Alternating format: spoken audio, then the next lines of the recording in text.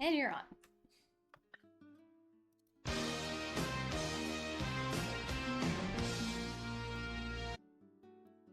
All right. Where we left off, I think we were all having an officers' meeting aboard somebody's ship on the 13th. There was some voting going on as to what was going to be the next thing to go, and the votes were kind of close. And then there was some more politicking, and then the votes were swung. And all I know is like we are probably heading to Barrow. Is that tracking with everybody? Mm-hmm.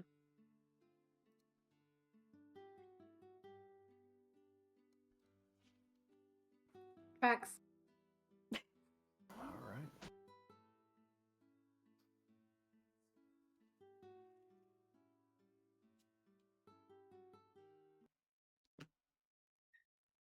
Well, here we are. So, quick meeting in the morning, an officers' meeting. So it's about noontime in the port city of Bonn. We are all left off, all congregated. So, what is the plan of moving on out?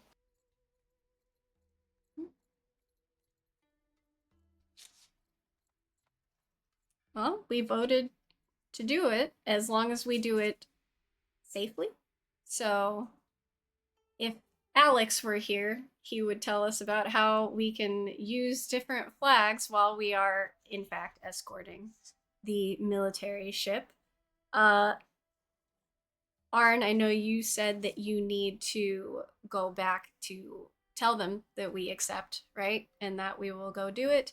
And we also need the name of the ship that we're escorting, because I don't think you grabbed that.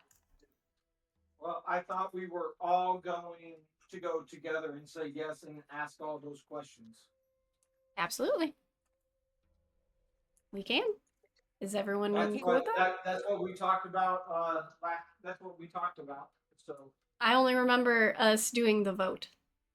But yeah, we can absolutely all go together to get more information on whatever this ship is, military payroll ship. yep, I am all for us going together as one group to go see everybody, or go talk to the viceroy and getting more information on the escort.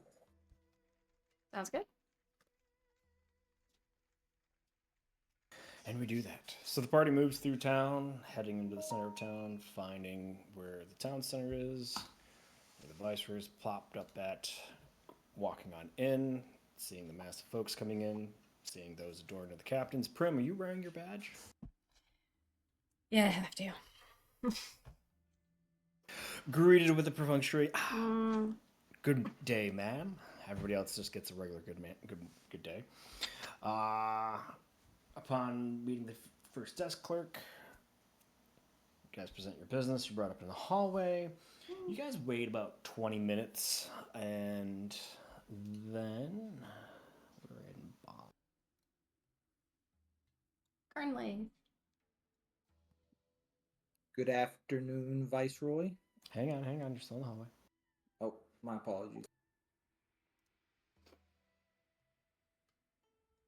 Everybody sees the door open and this green dragonborn begin to leave as he notices you all sitting there ready, and everybody keep throwing me the first roll of the day. It's going to be a perception check. I don't like this guy. I opened my character sheet.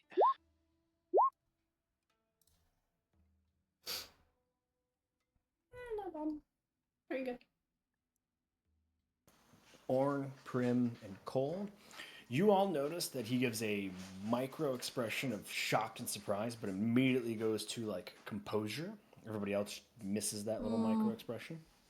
As he steps out of the office full all the way to close his door behind him and considers you all, he clears his throat and he goes, the Masked Maiden crew. Welcome back, Captain Arn, Captain Primrose. It's a pleasure to finally meet you. I am Tyrell Reginald Uther Korvax. Mr. Korvax, nice to meet you. What have you heard? Hopefully good things. Indeed, nothing but good things. You are quite the adventurous privateer on the seas. I've heard of all your exploits, from the pearl chains all the way to taking of a sea castle and your apparent work in trying to undermine a death cult. Hmm. How? Good to meet you again. Likewise, Captain Arn. Well, Birchturn, it is my job to know things. I serve as an advisor to most of the viceroys in this part of the seas. I like poke him. He knows my name. Quite knowledgeable. I know all your names, including your new officers. Gwyn, Cole, Orn. They are very new, and they haven't quite made the name for themselves. How might you know them? It pays to know I need to be one step ahead of others in service of the Empire. They rely on me knowing things before they do to make sure that the right judgments are called. May I ask, where does the Masked Maiden head to next? Well, we're about to speak with Viceroy Kernlaith on said matter, but with your knowledge, I'm sure you'll know soon enough. I'm sure Captain Arn has told you I was present in his meeting this morning. I'm aware of the offer to help bring back the military payroll. And if I may give you some unbiased opinion, it surely would be a great benefit to the Empire for what is to come. And that, I say, as a forecast, not that it may come true. Don't get me wrong, I am not a divination of any sorts. Like, what do you mean that it would be great for the Empire to have it come back? I'm sure you're all aware of the consummate wars Meresians seem to keep themselves in. Now that the alliance is broken between them and the Republic of Clan, now you have two separate republics, both fighting Merez in a very loose alliance in terms. The Empire stands to gain a lot here. Sure. Yeah, we hear about the wars all the time.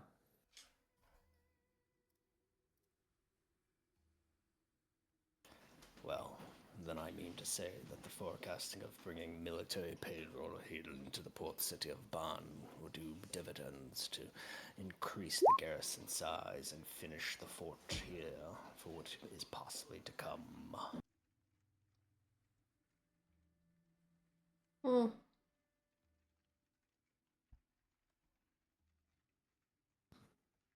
Okay. Makes sense. All right. Well then, I take my leave of you, crew and captains. May the seas be fair and the winds ever in your sails. Good meeting you, Mr. Korvax. I have a feeling we'll meet again. I hope that to be true, Captain Primrose. It was an honor to meet all of you. Good day and Queen's blessings to you all. Bye-bye.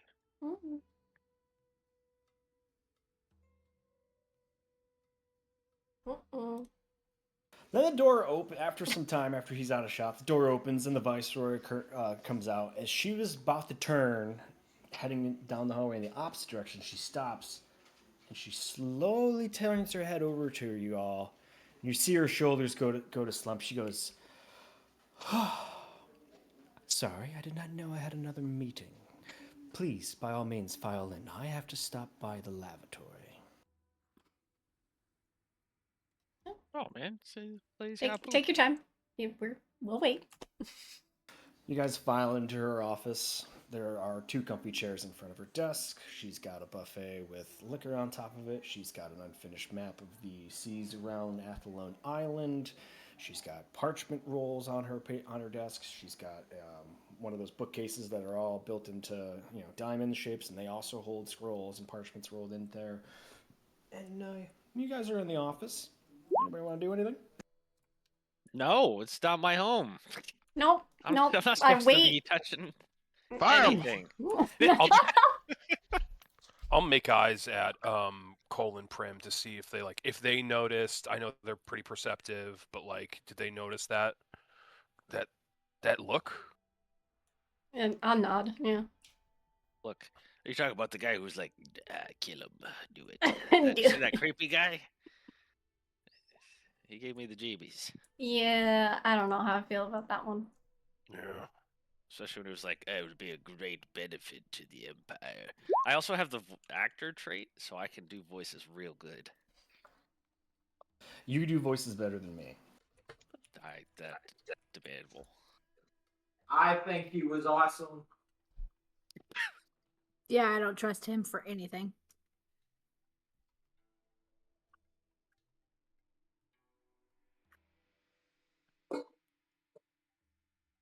All right. After like 3 minutes, the viceroy returns. She comes in, closes the door behind her. She smooths out her dress and comes back around to her desk, standing up at it, and looks at you all. Kind of takes a moment to consider you all, and like she real quick, her eyes scan the room, like left to right, and then like back to you. She says, "Huh, thank you. I'm sorry for that. So, what do I owe the pleasure of having the entire crew come meet me now?" Look over at Arn. So I figured.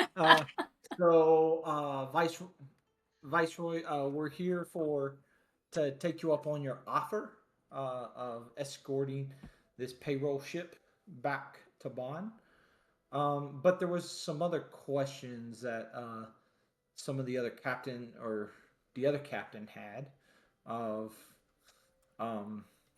how what kind of ship and are we going to have to fly under a certain banner, and how fast does it need to get here, and all that kind of stuff. So I will pass on the questions that Captain Prim has for you. Well, as I understand the intelligence given to me, the payroll ship should have left Shannon a couple days ago.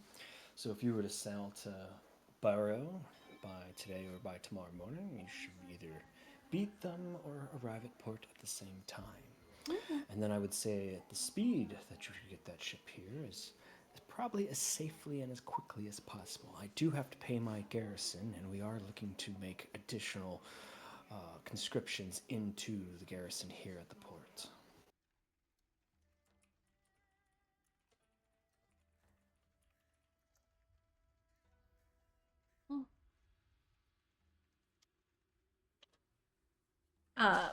We did have a chat previous to this. Would it be all right, for safety's sake, if we were to hook a bit more south to make sure that we stayed closer to Nathairian ports, so that we wouldn't have to worry so much about possible Moregian interceptors? The direction of travel that you wish to proceed will be completely up to you. I won't try to interfere with that, and you'll have to work that out with the ship's captain, seeing as you are flying the escort mission. Depending on who the captain of that vessel is, you either equivalent rank of him or possibly outrank him. Hard to say.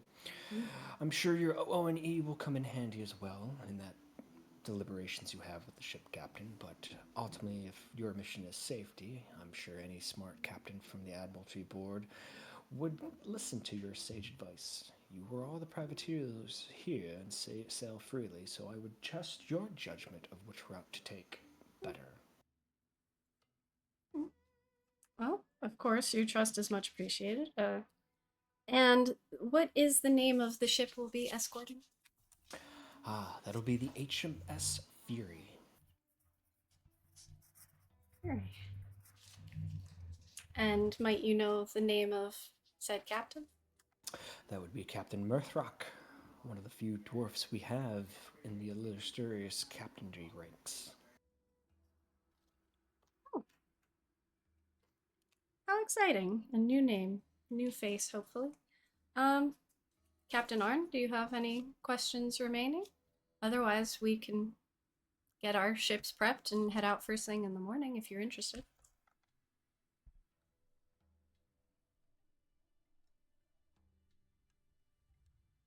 Orange just T-posing. He's just... Oh, there's a lag. There's a bit of a bad connection. He's just not there.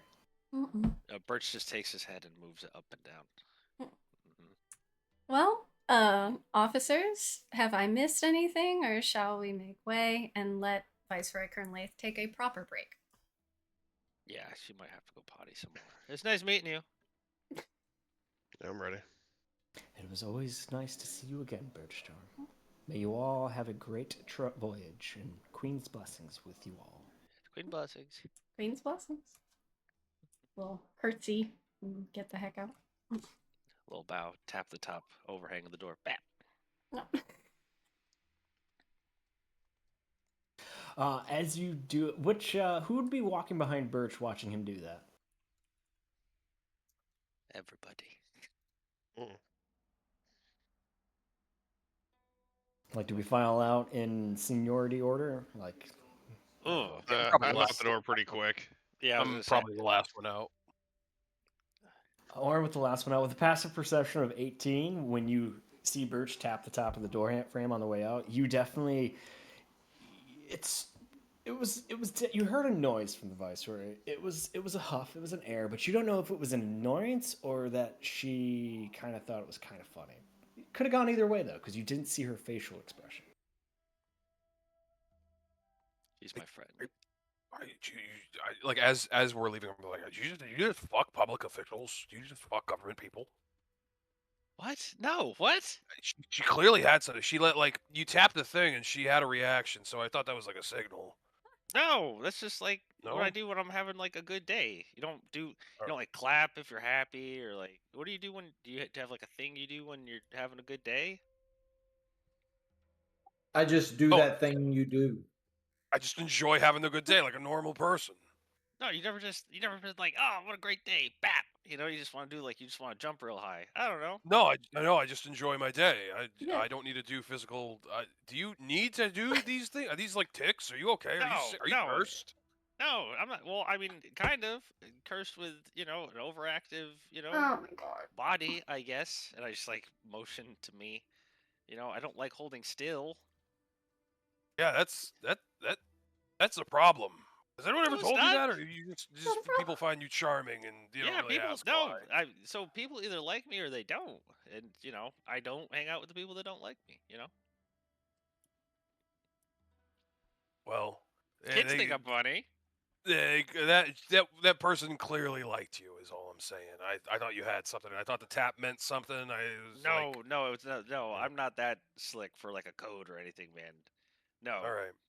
No, I think if somebody wanted to smush booties with me, they would just ask me. That's how it works, right? Anyway, hey, look, the road and the ship. We've been talking for so long. Well, gotta get the food stuff ready. Snap my suspenders. Yep, we gotta refresh our wares and make sure we have enough food, because we had it before we did that little shtick for the drunk guy, so that's 26 days of food and water on the Masked Maiden, and the Traveler's Shadow. And the Iron Fist is 28 days of water and 27 days of food. Okay. I think I'll get us there and back. I'm gonna top up to 30 just to be sure. Yeah. Why do you look upset? Why are you mad at us not wanting to die Yeah. of starvation? It requires math. I gotta write this down. Then don't I mean, I gotta ask. write it down to do it later, but it requires math. Oh, so we're just y'all are topping off. I'm topping off 2 days worth. Cool. Yeah, dude. I mean, we can always leave early and just head out today. However, if we have to, I'd rather just leave in the morning. Yeah. This is not a bad city. No, it's definitely there's more to do than some islands. A little bit, yep. Which is nice.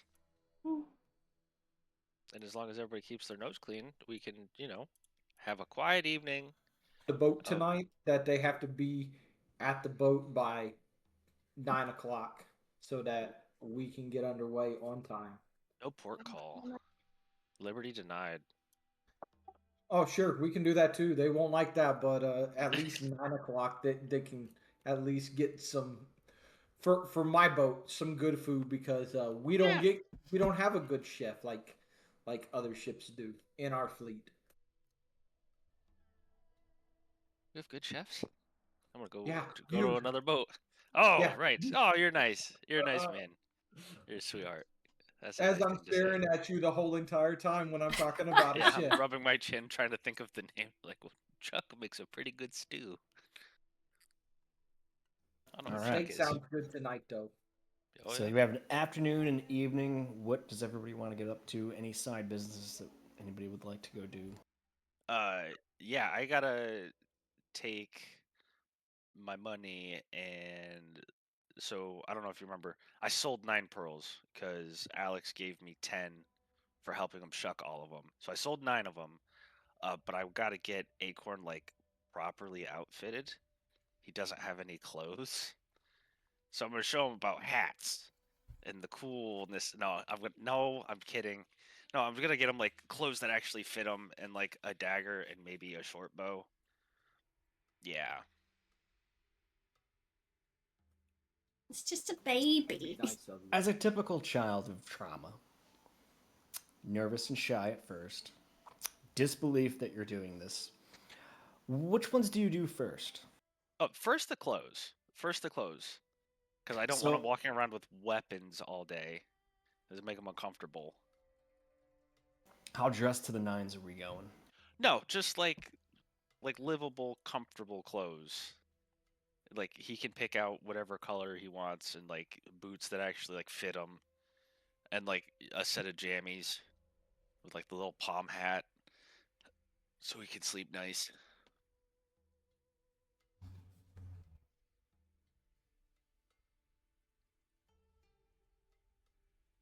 He picks out a very good, sturdy set of boots. He picks out, yeah, and this is since the close of the first thing. Some of it takes some prodding. He Mhm. gets a good pair of trousers that will actually fit him. Good. He does get a new shirt, long sleeve, but then he's nervous and he sees the short sleeve tunics, Yeah. and he's at, can I get one of those too? Yeah, dude, because sometimes it gets hot, sometimes it gets cold. And I would like to buy him 2 sets of pants. I'd like to get him a set of pants that's like a little bit longer so I can like cuff him. And then as he grows into them, he can have pants that fit him. So all in all, this is going to cost you 2 gold and 7 silver. Okay, yeah, done. 2 gold and 7 silver. Done and done again. And then he asks you, he goes, Birch, was this the Mhm. first thing you did when you got out of captivity? No, Cottage? You went and got yourself clothes? no. So I got hand-me-downs from the ship that picked me up. They were like still like nice clothes, but I stayed kind of floating around the ocean for a couple years after all that was said and done. And that's where I learned how to cook and I learned how to do like I already knew how to do boat stuff because that's originally how I got myself into that situation. Like I was a deckhand, so like I could carry my own, but then I learned like how to do rigging, and then I learned like how to like talk to officers, and I learned how to like make friends, and I just learned boaty stuff. But yeah, no, I didn't get anything like this, man. I didn't get anything like this. Well, thank you. No, no problem, buddy. I got your back. What is the next? You getting him the sword now? Like a dagger for like either a punch dagger or just a regular dagger. So he's gonna pull you in close when you bring him to the weaponsmith and you have all the daggers out, and he's gonna be like, I thought you said I wasn't gonna have to fight somebody. Yeah, listen, and you're not. You don't have to fight anybody, okay? But just because you don't want to fight somebody doesn't mean that someone's not going to want to fight you. You know, that this place is very dangerous. The whole Olane is in kind of a war right now, and there are monsters everywhere. And I would much rather you have something to defend yourself with rather than attack people. But yeah, you're not going to have to fight anybody, but there may come a time in your life where someone's going to try to do you harm, and I don't want anything bad to happen to you. All right? So all that bad stuff that happened to you, you can put it to good use to keep yourself alive. Okay. I like that one. Yeah, dude, that's a good one. That's a pointy one. I like that one. I have no Two- idea what it looks like. 2 gold. It is not even. It doesn't stick out. It's got black leather wrap around the handle. It's Yeah. not even a stiletto. It is a single-sided bladed dagger. Comes with a sheath. The sheath isn't anything special. It is also brass at the tip, brass at the opening, wrapped also in a thin black leather. Has a hookups for belts. Yeah, or I'll help him. just I'll help him put it on his belt. There you go. See, it looks nice. And then, this is legal. yeah, dude. So like, I carry my bow that it's not attuned to me anymore, so you use it as a nightlight. But I'm gonna reattune to it today, because we're gonna get you outfitted. But like, I can carry my bow and arrow around. It's fine as long as I don't, shoot somebody randomly. It's not an issue. See, like, there's lots of people like, and I like to talk to the guy behind the desk. I'm like, lots of people come in here like carrying weapons, right? He kind of is like, I mean, people Like come off here boats for- and to stuff? carry weapons, so yeah. Yeah. See, people come here to arm themselves for the trip ahead, and that's what we're doing, buddy. You could probably take that down to the smithies, and they'll probably balance it out for him. Nice balanced dagger. That'll, set you up for, you can take good care of it. You'll have that dagger for the rest of your life, or at least until the next campaign where I end up playing you. What? No, never mind. I was talking to the camera. This is not important. Yeah. Do they have bows as well, or They do is have this short like? bows and long bows. Yeah, if we could get him like a training bow, like a compound bow or a recurve bow, not a compound recurve bow, not a very high test, and like some target arrows, like the flat tips. All in all, a short bow for juvenile will be 20 gold, and then for quiver and flat arrows, the quiver's 2 gold, and then if you want to fill it up with like 20 flat arrows, that'll be 1 silver. Okay, I have already deducted it. I would say, dude, with our backs turned, people aren't going to tell which one of us is which. All right, let's get some food and get the hell out of here. All right, Sounds good. that'll be my thing. I've done my thing. All right. Anybody else wants the light?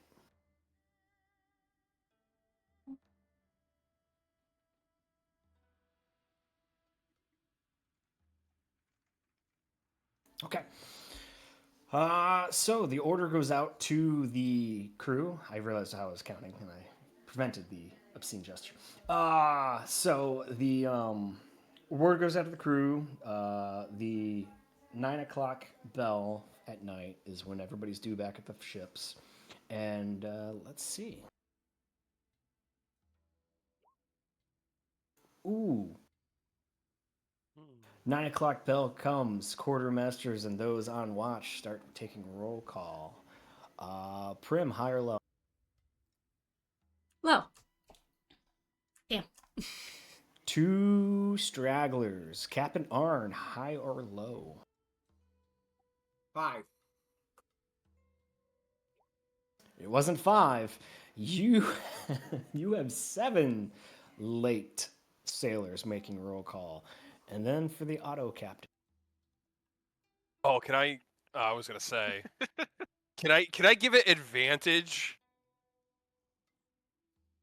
To show up late or to not be late? No, to like whatever the captain rolls, 'Cause like or- have advantage. Because 'Cause the I will guys respect it. kill. I will kill. Arn, I'll let you roll intimidation.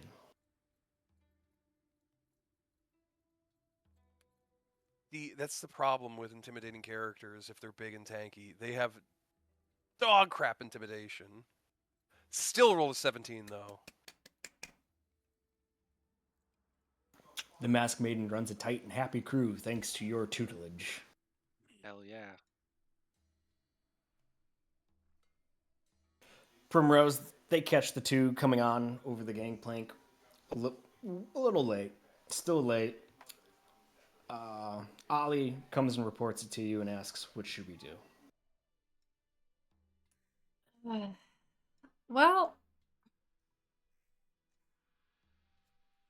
I look over and try to find Orn because he has suddenly disappeared onto the Masked Maiden instead. Like, all right, well, The auto captain wasn't getting polished. I need to go polish it. mm-hmm. So, Ollie, what do you think Also- the fair way to deal with stragglers is? Double watch rotation. Oh. Oh. Yeah, I was probably going to be too harsh. Yeah, you're right. We'll stick with that. Oh, Or you do could- you have something more in mind, madam? No, I think that that's a good idea. We have to make way. So, double watch is great. Aye, Captain. Okay, I'll make sure they're on double watches. And then over on the Iron Fist, Lenny comes to find you, Arn, and asks what you want to be done with the amount of stragglers that have reported late to roll call it 9. I also agree to double watches, but we're also denying those sailors liberty at at the next time we're in bond and at the next port that we pull into. Oh, dude. That sucks. That's harsh. That's the Navy way right there, bro. Yeah. Okay, punishments will be carried out approximately.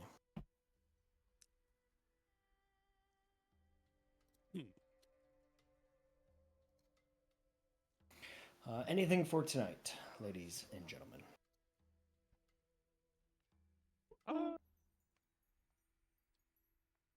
You want to take old Winston for a night on the town before taking off? It's I gonna be a thought long this was trip. the morning of. Oh, it's morning. No, it's still the evening. Still the Yeah, evening. still night, haven't yeah. transitioned into the next day, so this is Maybe a still nice the late dinner. evening. Why are you on my ship? Because I'm your friend. I thought you were still hanging out on the other one. Yeah, no, it's kid's asleep. He's in bed. He's being good. I just wanted to make sure you weren't staying on the ship an extra day when you don't have to.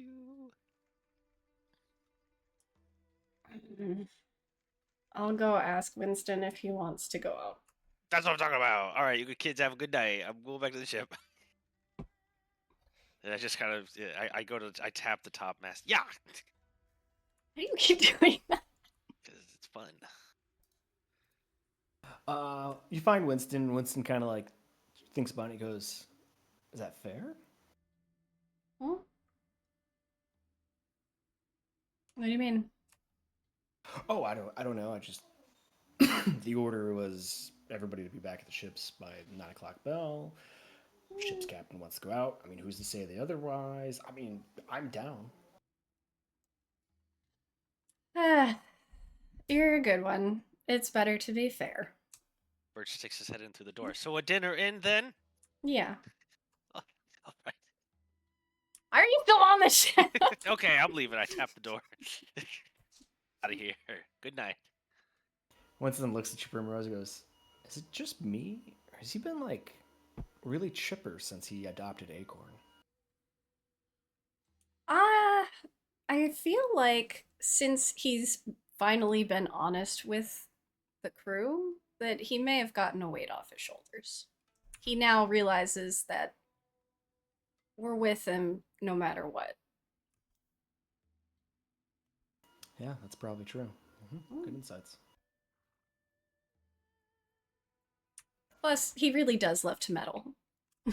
It makes him very happy, I think. That's Winston chuckles up and he's like, "Yeah, you're not wrong there. He absolutely does. Yeah, but it's good metal, right?" Yeah, I've come to appreciate it. I appreciate you, Prim. Okay, I'm gonna go. You're still here? Okay, you guys are the best. Thank you for saying nice things about me. I gotta go find Gwyn. Alright, the next time you do that, I'm taking it back. Anybody else?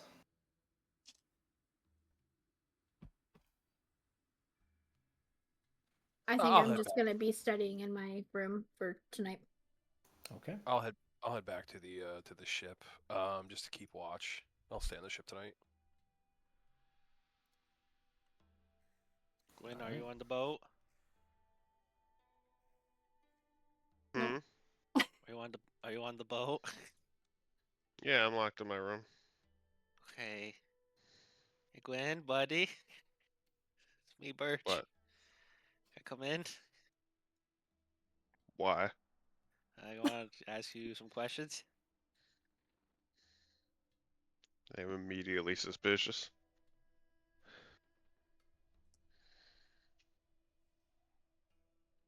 I don't know what the door looks like, but if there's like a slot or something, you see teeth smiling. I don't think there's a slot. All right, well, you assume I'm smiling. Okay. Use your insight. What do you want? Can I come in? I'm I standing out open here the in the door and hallway. stand in the door. Oh, okay. Well, here I brought you a tea because I know you like to read late. So here you go. There you go. That's for you. And Mhm. I was wondering because Alex is on the boat and he's big help and he's been helping Acorn. But you said something that like I don't think anybody else caught. You said that Acorn doesn't know magic yet. So like anybody can learn magic. With some limitations, yes. Okay. Well, if you wanted to, and like the tea is not a bribe. Tea's not a bribe. I just brought that for you, so for you to enjoy. If you wanted, at like the tail end of his day of learning with Alex, if you wanted to maybe try to teach him like some like basic stuff, and see how he takes to it. You know, I don't know. No, he's got to want it. Oh, you have to like it's like one of those powers. No, I'm just not going to teach someone who doesn't want to be taught. Well, how does he know that he wants to be taught if he's never seen it before? Ask him. He's a child. You know what? I will ask And him. they That's a have good point. minds of their own. Wisdom. Very wise of you. I am not arguing with you. I am taking your side. We are a united front on this. I tap him on the shoulder. I say, "You have a pleasant night. I have to go ask Acorn something in the morning." Okay, I'll see you in the morning, buddy. Thanks for the tea. No problem. You sleep good. That guy, I think, is a criminal. That's why I say the camera. But he's a nice guy. And I go to bed. And it becomes the morning of the 14th. Are we rolling out at first light or just before dawn? Oh. If I see the sun, I say we go. Oh. Dawn it is then. Let's go. Wonderful. This isn't my ship.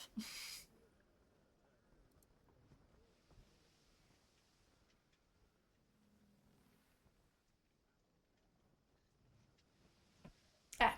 Right.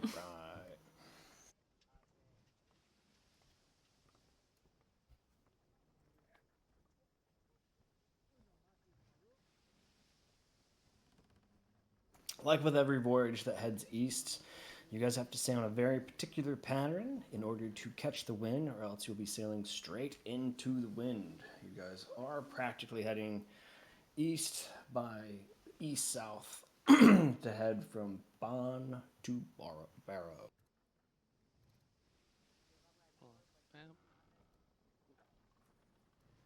Look at that newfangled map up here. Yeah, yeah, Oh, yeah. sure. I just Let's spent all sail that it. time separating you all to your ships, but yeah, let's go with the map that I have not updated. That's okay. Oh, It's a good map. you did update it. At least Pearl's spelt right now. Yeah, but it's not spelt on the real map, and I haven't put the Pirate Haven locations that Orin was kind enough to point out that he's aware of. Oh, It just bothers me that it's highlighted. I like it. I put a backdrop behind it so you wouldn't see Pearl twice, or Pearl and Paral. Yeah, that's how privateers would do it. He just puts a little whiteout on it.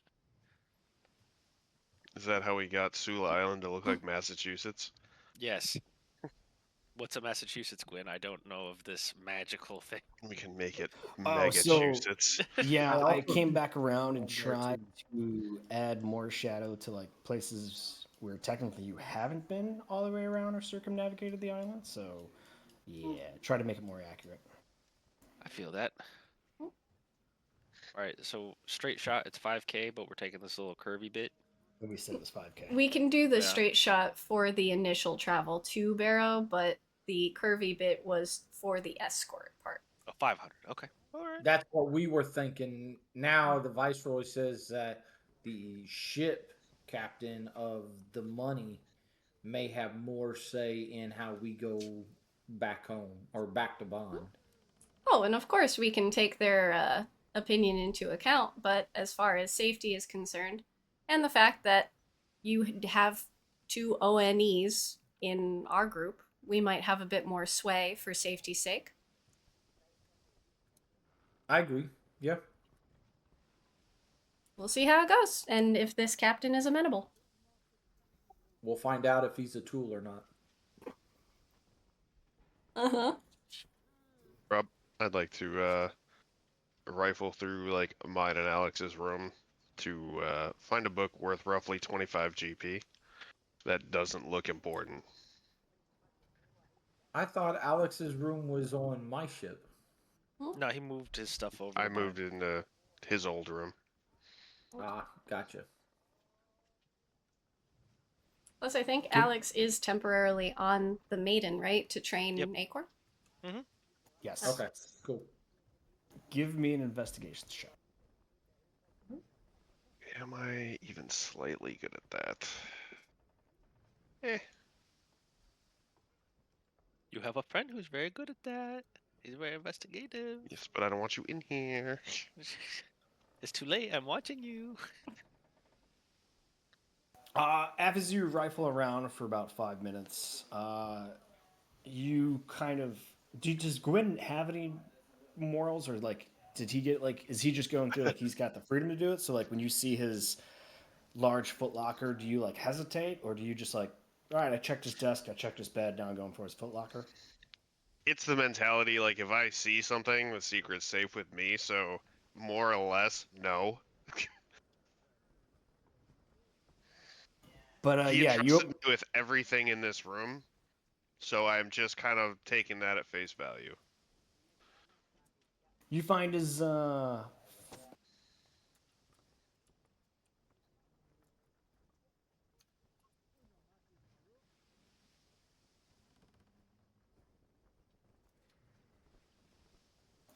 so yeah, you get to the footlocker, you move the top trays out,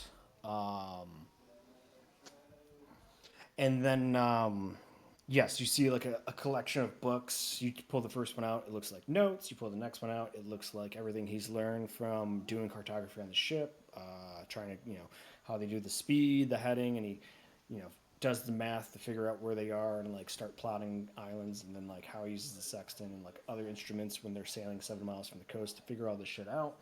And you get to the next book, and it is just like random schematics, drawings, looks like his own arcane formula. Looks like some old stuff, but yes, this would be a book roughly the value that you're looking for. I'm not using that. I'm looking for, like, something that can be bought again, something not original. So near the back of, as you go through more stuff, you do find the book that he was probably using to reference as he learned how to do cartography from a moving ship. That book itself would be worth the amount you're looking for. Dope. It's now becoming divination material.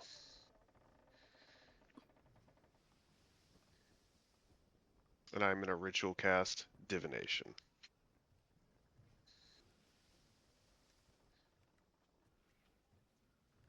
What do you need from me now? I will. What do I need for it? Oh no, like what? So like you cast it. This is the first time. Yeah, I'll give you the question here. I'm just typing it out.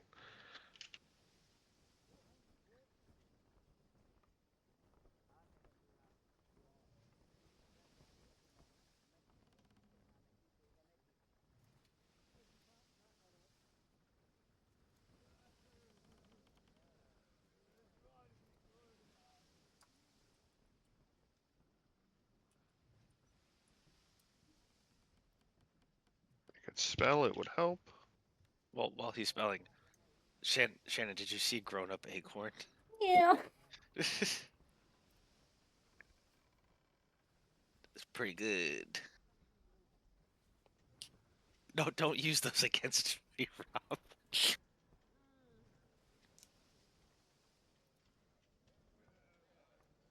He's a good bean.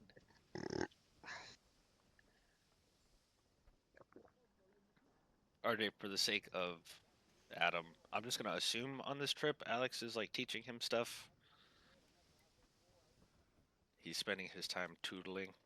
Yeah, yeah. According to your guys' agreement, while he's not helping you with gallery work and prep work and cooking, his free time is spent helping the cartographers, helping Alex, learning certain roles on the ship.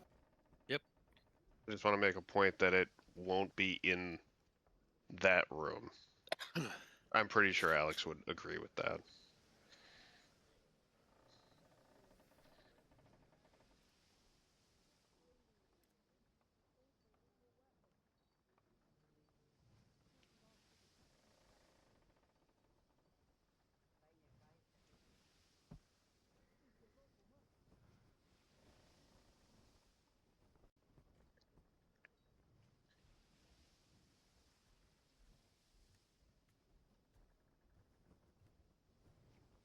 And the next question of Jeopardy is?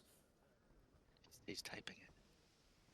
He just has How to did you remember how to- respond to a divination? So the first day goes on. Where's my d20s? The first day goes on just fine. The second day, the third day.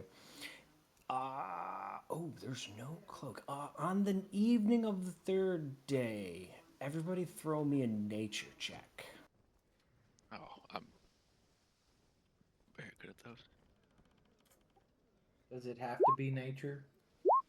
Yes. Nature or athletics, like I will say this, Barrett. The skill I miss most is the streetwise check from FFG. I was hoping for a survival check.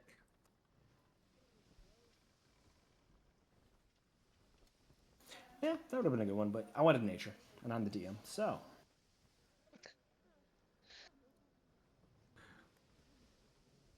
Well, the evening, 14, actually, yeah, Gwen, the way the wind smells, the way the sky is, you're not too sure about your conditions for tomorrow. Or are we getting red sky and morning type of runs right now? Sure, it's orange behind the clouds, the increasing clouds. Where are we on the map, Rob? After what you said, 4 days?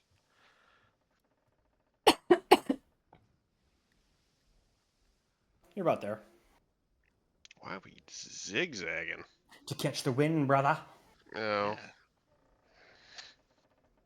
Or else that right there would take you weeks. If only somebody knew how to build some sort of engine through combustion.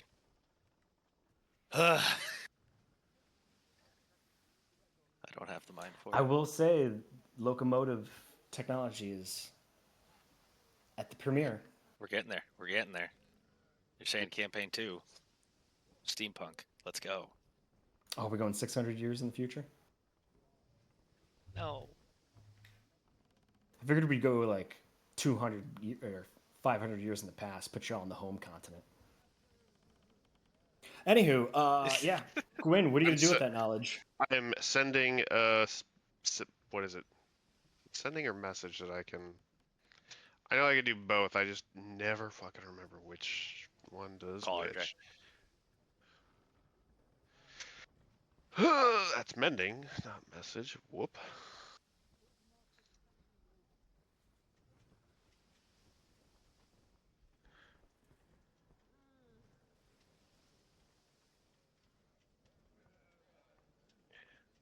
I just send a message to Prim about possible rough weather tomorrow. I appreciate the preparation. And this time I can do something about it.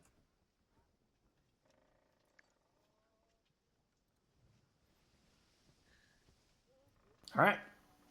Everybody goes to bed. Night shift takes over. Everybody starts having dreams. Not Pretty again. restful so far.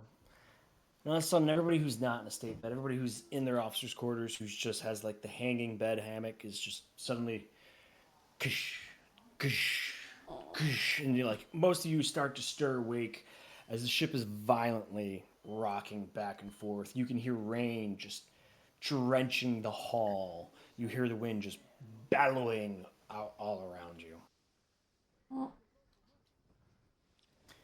You guys are caught in hurricane-like winds. I hurry and get up and start helping manning the helm and trying to navigate this sucker. Yep, and I'm gonna go out and start trying to chill the weather out a bit. At least for the next couple miles. Good answer. Good answer.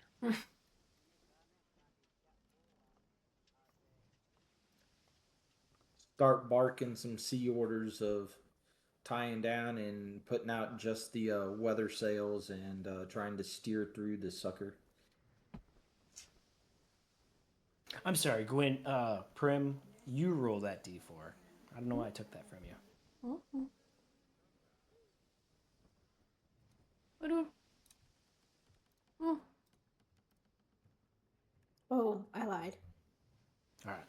So, since Primrose is going to spend the next 10 minutes casting this, and it's going to take the next 20 minutes to take effect, I heard one ship captain say he's going to attempt to continue riding his ship. I need a group check. Cole, you'll have to participate from the Iron Fist. Everybody else that's on the Masked Maiden, you'll have to participate. I'm going to need an intimidations check. I'm going to need a survival check.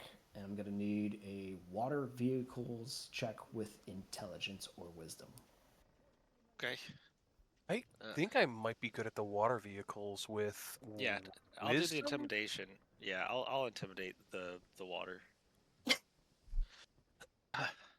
What was the water vehicle? Water vehicles check with either intelligence or wisdom. I'm proficient in water vehicles. I don't know who else is. So do I.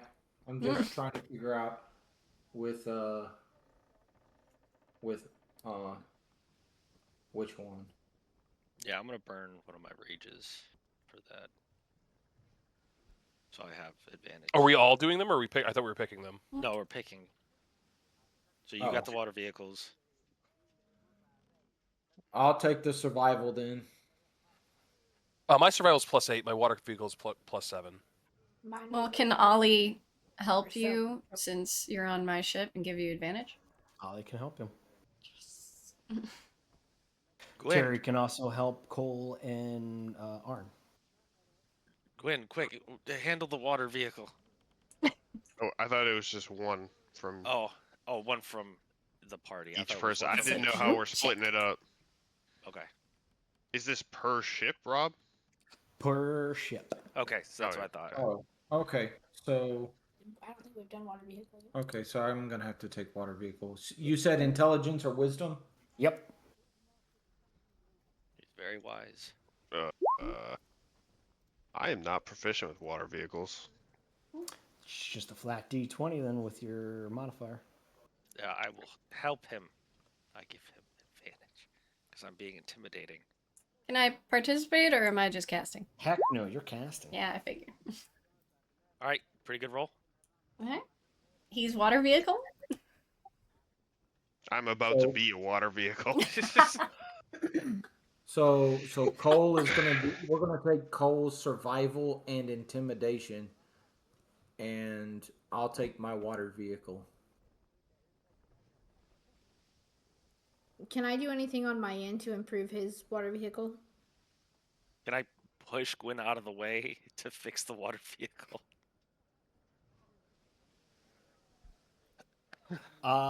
No, because you're too busy trying to help the rest of the crew with the intimidation check. As far as Orn and Cole, I did roll for Terry. He gave you guys at least a 10 to a check. Required. 13 vehicles. Okay.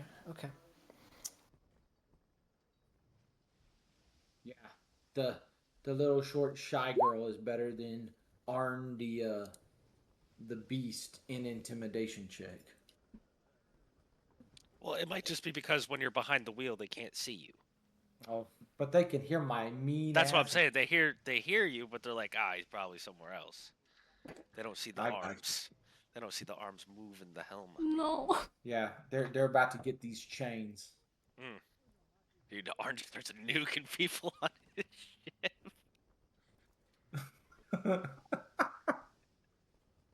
What feels like an hour of being pelted by rain, buffeted by winds, lightning strikes so close to the mast, hitting the water, ships rolling into the waves, waves crashing in over the deck, knocking some of the crew members loose from the current jobs they were doing, whether it was belaying lines and running up the sails, the helmsman really working the helms, Arn's over there using all of his muscles and gripping it, trying, worried that his own strength's probably going to break the wheel first before it breaks the rudder or all the mechanics in between. Primrose holding steady and still as she's casting her control weather. The ships, all of you here on all your respective ships, the wood groaning and like just crashing of this water, slick weather everywhere. People, most of your crew, thanks to all the intimidation checks, they're, who's working topside, they're tied down to the belaying pins around the mast, so if anybody goes overboard, hopefully the rope holds and you can pull them back in. Lightning cracks somewhere again near, maybe a ship got struck. The stress levels is up there. What feels like 40 minutes goes by, but it really was only 20. And suddenly the skies lighten up. The rain becomes a drizzle. The wind. Primrose, do you do anything to change the wind? If I'm allowed to make it as calm as possible, that's my goal. Well, okay. The wind stops. Oops. Oh, I did too much. The waves are the last thing to stop, as the violent rocking kind of stops, but the waves kind of subside slowly, as as if you're in the eye of the hurricane. 5 miles around you is nothing but calm, as all three. You cut out. You cut What? out. Oh, what did I cut out at? You still hold that note, Jesus. All 13 or something like that. What was It's it? too calm. It's too calm. You're in like what looks like the center of you're in the eye of the hurricane. It's just calm for 5 miles around you all. The ships slow in their momentum and just come to a stop. The sails completely deflate of all wind. Sunlight starts basking on you all as the outer layer of your clothes and your skin feels a little warm. Everybody at least gets a sigh of relief and possibly a chance to dry out. I have a bad feeling about that. I'm just holding my arms out like, all right, well, I may have overdid it. Next time, I'll keep the wind going. My bad. To Ollie, I guess. Put it in the book. Yeah, I'll write this down for next time. I'm so sorry. Little quill. Now we're just stuck. No, Ollie looks at your Primrose and says, "You know what, ma'am? I'd rather take it to calm like this instead of us continuing through that frightful journey. I don't know how many we would have lost overboard." Yeah. Let's go, row your boat. The crew's safety is the highest importance, and thank you, Ollie. I needed that. This will add an extra day of travel.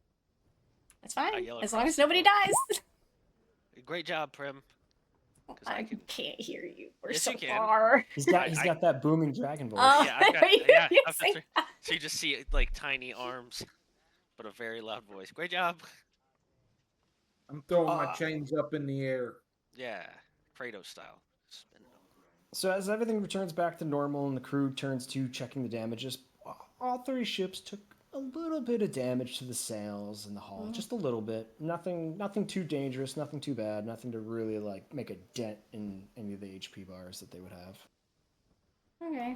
But over the 8 hours, as everybody's taking this in, and the crews that didn't see Primrose do the controlled weather, so like everybody's kind of like nervous, waiting for that eye wall to move at them. And for the next hours, everything just for 5 miles just stays clear as the spell holds. And after about 8 hours, the hurricane itself parts around this 5 miles of calmness. And the sun gets low and it starts getting dark out, but the hurricane kind of comes around and completes itself on the other side of the 5 mile radius and keeps drifting it over to the west, heading for Athlone Island. As soon as it passes, I'm gonna stop and hopefully we get some wind. You do.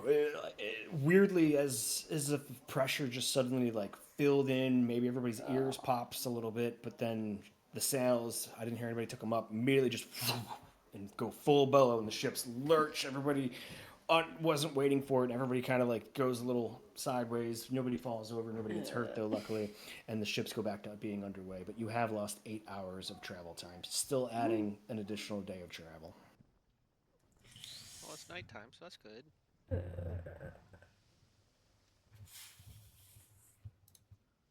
Birch is making dinner and bemoaning his trade now. What?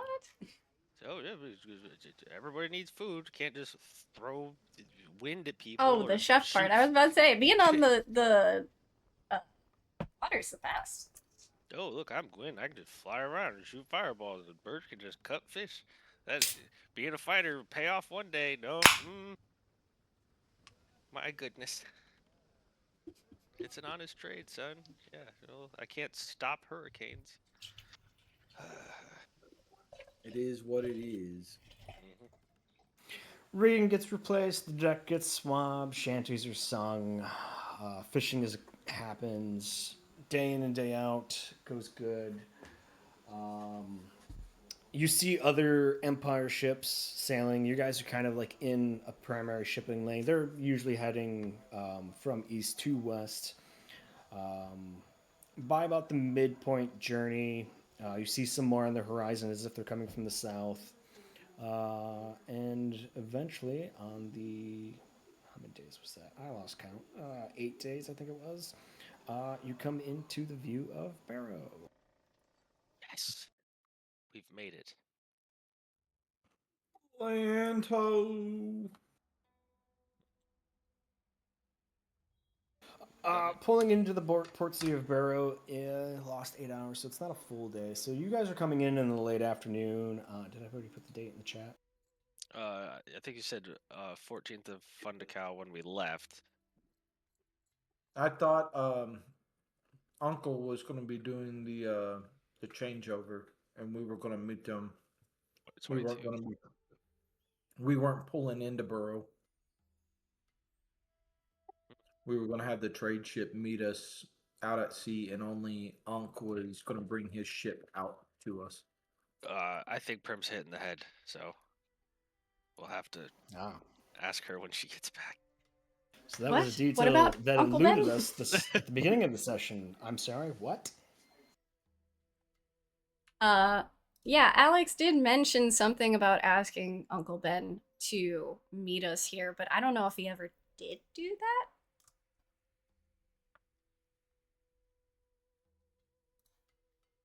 Okay, so with Alex not being here, and where I'm tracking Uncle Ben would not have been able to make it here in time. Okay. Okay, no Uncle Ben. He can be en route if need be, though, but it would take probably 3 more days by the time you reach Barrow for him to reach you all. So right now it'd be like 2 days. I guess we're pulling into Barrow, then. Okay, we're pulling into Barrow. Too bad for the low profile. So, pulling into Barrow, 2 warships, 1 fast galleon. Actually, no, I'm sorry. There would be 4 warships there. 2 fast galleons, a combat galleon, and what looks like a brig of war, which was the same size as the Masked Maiden 2 before it sunk. The 2 fast galleons are flying Nathairian flags. The combat galleon, also Nathairian, but the sloop of war is flying a deer gun flag. And underneath the deer gun flag is this flag.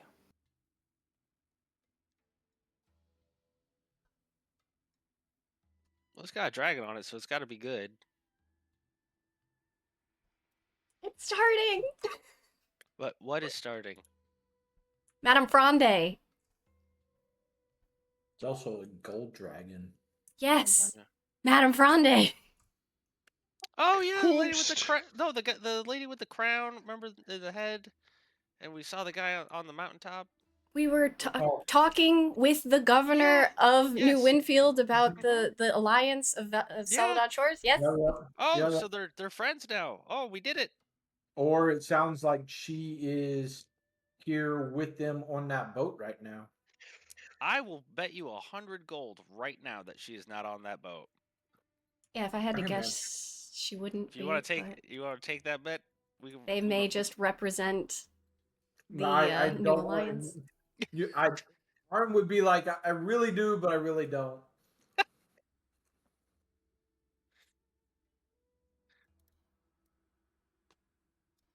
I'm so happy that worked out. Typical Nathairian Empire protocols. The Masked Maiden, Traveler's Shadow, find available slips. The Iron Fist, which is a smaller vessel, has to find a other slip to fit for their vessel. So you guys are maybe a couple piers apart. You all three pull in. Harbor Master employees ask for inspection of the cargo holds. That's allowed on the Traveler's Shadow. Go ahead. Masked Yeah. Maiden, Traveler's Shadow, and Iron Fist get cargo inspected. Inspect all the cargo. Say good to go, and take their leave. You guys are now in the port city of Barrow and free to move about. Wow. What a nice place. Well, we are on a mission from the Viceroy of Bonn, so if you'd like, we can go straight ahead and find the HMS Fury with Captain Mirthrock. However, we can also do the niceties of seeing the Viceroy here, if you'd like. I'm talking to everyone as a group that we have to regroup beforehand. I'm down. I tell my. For which part? Do you want to go straight to the HMS, or do you want to pop over to the Viceroy to let them know that we're here on business for Bonn? Did we see the HMS when we pulled in? Ooh, well, let's do a perceptions check. Do we of know the port. what berth it's in? Not yet.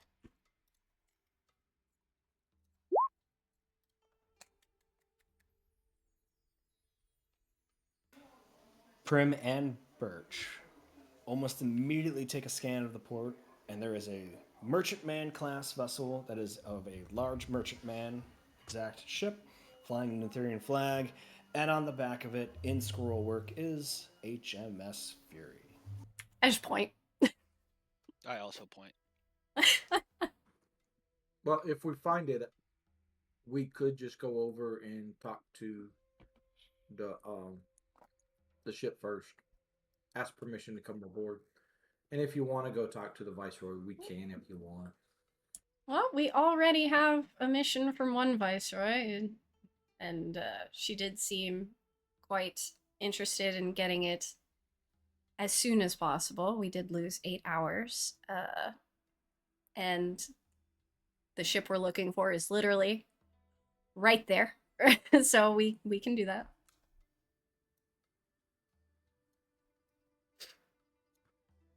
Well, let's do it then. I tell my first mate, who is the command master, my master chief on board my boat, say no one leaves. Keep the boat ready. Terry gives you the flexing salute, like, Captain. I tell Gwyn, no one leaves. Now come on, let's go. And me and Cole walk off the ship.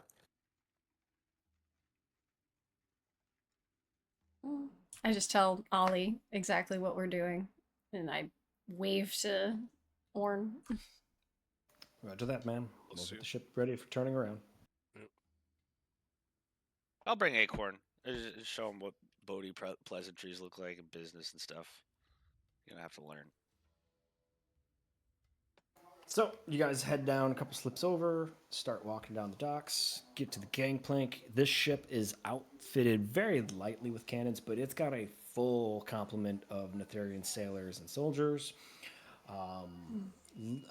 I wouldn't say like the ship itself is packed right now, but there are walking their post military flank by flank in a military manner. Two sailor guards at the top of the gangplank see you all coming, and the one kind of like looks down and squints and stands back up and says, "Ah, good morning, ma'am. How can we help you?"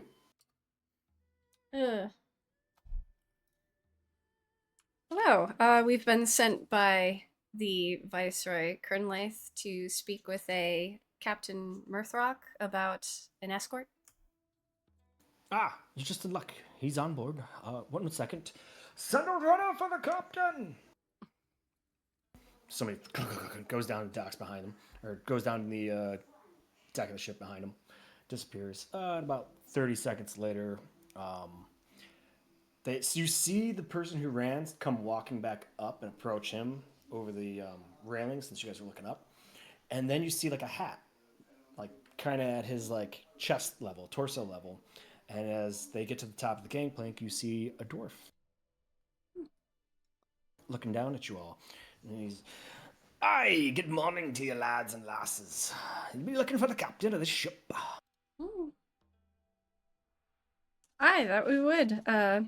I'm Captain Primrose Jilfine. This is Captain Arn, the Grey Bullet, and all of our officers. I name them off one by one, and then I say, "Well, we were sent by Viceroy Kernlaith to give you an escort back to Bonn." "Ah, splendid. I did receive a missive from the Viceroy saying I would have an escort back. That's good news. I would hate to travel this much and through the dangerous waters of those festive pirates. Ah, what a merry crew indeed you have. Colorful, too. I've heard about the Masked Maiden. Is it true what they say?" Well, it depends. What did I say? "You've got cannons so powerful you knock down whole fortresses." Well, we did. We're working on getting that back up and running, but we have plenty of cannons to spare for this mission. Ah, cannons a bit powerful that it blows your own cannons up. Sounds mighty dangerous if I do ask myself. If that were the case, then yes, that would be quite dangerous, but we're dangerous in our own right. We do have a proposition for you on the travel plans if you are amenable to listening. Aye, well, permission to come aboard. Matters best discussed in the quarters. Thank you kindly. Let you come aboard his fine vessel, the large merchantman that it is. And it, as you, there would be multiple decks, but his are straight in the back. You go through the doors. It seems like it's an officer's mess, flanked by officers' quarters, and then the further back room is his large captain's quarters with an area to sit in as well. He brings you all in. He goes, "It's a pleasure to meet you all in person. The name's Captain Mirthrock, but I'm sure you already knew that. Please come in, come in. I know it's midday and I'm on duty, but I know you're privateers of nature, and if you want a spot of brandy." None for me at this time. I look to see if anybody else wants it. No, thank you. Yeah, I'll try it. Thank you. All right, lad. And what about your reward? No, none for him. None for him. All right. Actually, you know what? Just like a little bit. It's like a taste. Haha, that's the spirit. I think I got a sniffer glass around here somewhere for him. Perfect. If you don't like it, you can just give it back to me. It's okay. And what about you two dark, handsome folks? As he looks to Orn and Gwyn. Hell yeah, Gwen. Spot of brandy for you. No, I'm all right, thanks. Yeah, come on. All right. Here you go, my sea elf friend, and here you go, my wee little friend. Thank you, And sir. and one for you, lass, as he hands one to Cole as well. Now, about this trip, you have a proposition. I'd love to hear it. Well, we take our job seriously and in manners of safety. It's been mentioned to us that it might be safer to hook around southwise so that we stay closer to Nathairian ports, and I was interested in your ideas on the matter. Ooh, I'm all about it. Getting close to Earn. Oh, the pirates, they like to operate right there in the center of that sea. Right in the middle of that whole Hakon, you'd call it probably. Now that we've been taken off the mission of going after the pirates, now we're going after these undead ships. They're starting to make a resurgent.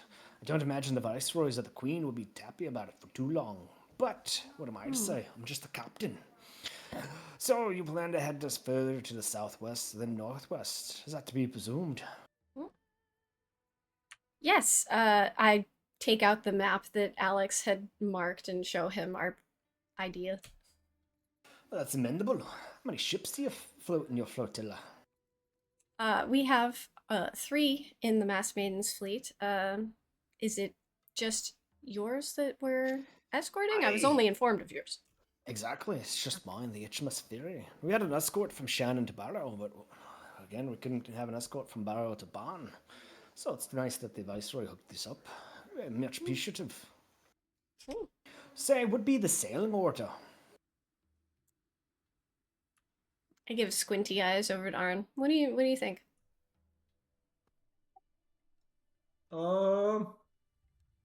I think safety is the most concernable thing. Right. For sailing order though, how might we protect this ship best the way we are positioning our ships? Ah, got you. Well, I'm the I believe I would be the fastest. So we could run my ship forward and be a forward observer, and then run and then run uh 2 of the larger ships in on side to side so that no one could come uh onto the treasure ship first, and then if I see anything, we could get some. If anybody has any flares, I don't remember if we have any flares on board the boat. I can send flares up if we do see anything. So If you don't have any flares, you can probably buy some at the Harbour Master's office. All Nathairian ships come equipped. that would be my thought. Yep. But I also look at Orn because he is the sailing man, is what he keeps telling us all, and so on his perspective as well. No, you are right. You are the fastest, but we've made good work with, and I'll look to like Prim on this one, using magic and kind of our own wits and strength on this one. So maybe a direct assault might not be the best. Direct assault? Assault, Yeah, maybe. We're talking about defending the HMS Fury. Direct action. Maybe we send like saboteurs, is what I mean. We seem to go to that often, and it seems to work. Well, if we were in a position to use offensive techniques, I would absolutely agree with you. It has worked quite well historically. However, right now we do have to focus on defending. But your expertise does lie in piracy information. If we do this hook around situation that we're looking at right now on the map, are there any pirate bases close by that we should be concerned about? You haven't put them on the map yet, right? I have the list. He hasn't. Yeah. Sorry. No, it's okay. It's okay. It just concerning the island we're on now with Barrow, or Sula Island, which we will be getting close to with Ern. Give me 1 sec. I gotta scroll back for my list of places. I got a long list of stuff. You said Barrow, or what was the other one? We're in Barrow, so anything close to here, close to Ern, or close to Bonn, which is our destination. Really? Sorry. No. Steve, Orin, can you hurry up? more. No, While there's he's not. looking into that, Cap- Ningo, Tanyard, Leafy, Celadon Shores, Castillo, Donaday. No, I can't think of anything around that area. I can ask around, but yeah, we no, might be up that's Schitt's Creek. no, that's good news. If you don't know about any bases nearby, that's good for us. Captain Murthrock, you did mention undead ships are a current issue in this area. Have you noticed any patterns, any place that they're closest to for my information? Aye. Maybe it'd be get hard for trade ships to leave Earn heading for Barn or Foil. They seem to can't make it around the north side of Sula Island. Same thing with ships sailing in that direction. The only other place I know of that's being plagued by them would be Pura Island, but that's for the Miresians and Karan to deal with. Hmm. Okay, north side of Sula Island. I mean, we'd be closer to that with our supposedly safe travel. But that's okay. We've handled undead ships before, and we're happy to do it again. Aye, you I'm- handled them, have ya? I am all for fighting undead ships. Yeah, get them back to the sea's bed where they belong. Aye, Yes. well, I hope the safety of my cargo is of the utmost importance in these battles. I do like the idea of sailing in between, flanked by two of your ships. Yes, and Captain Arn is correct. Having him post point would be ideal. So the Traveler Shadow and the Masked Maiden will be happy to be on your flanking sides. Very well. Well, I didn't see the ships this morning. I take it you just made port. I'm sure you don't want a day of rest or two. We can leave when you're ready, but let me know. What is the plan? Viceroy Kernlaith made it seem as if we were on a timer, but if you could give us time to acclimate, we were we had a bit of a weather issue on the way here, so it would be nice to make sure we're all fully repaired and have our ships stocked. Oh, you're swept up in that hurricane that's passed over. Aye, luckily we made port just before Barrow got hit.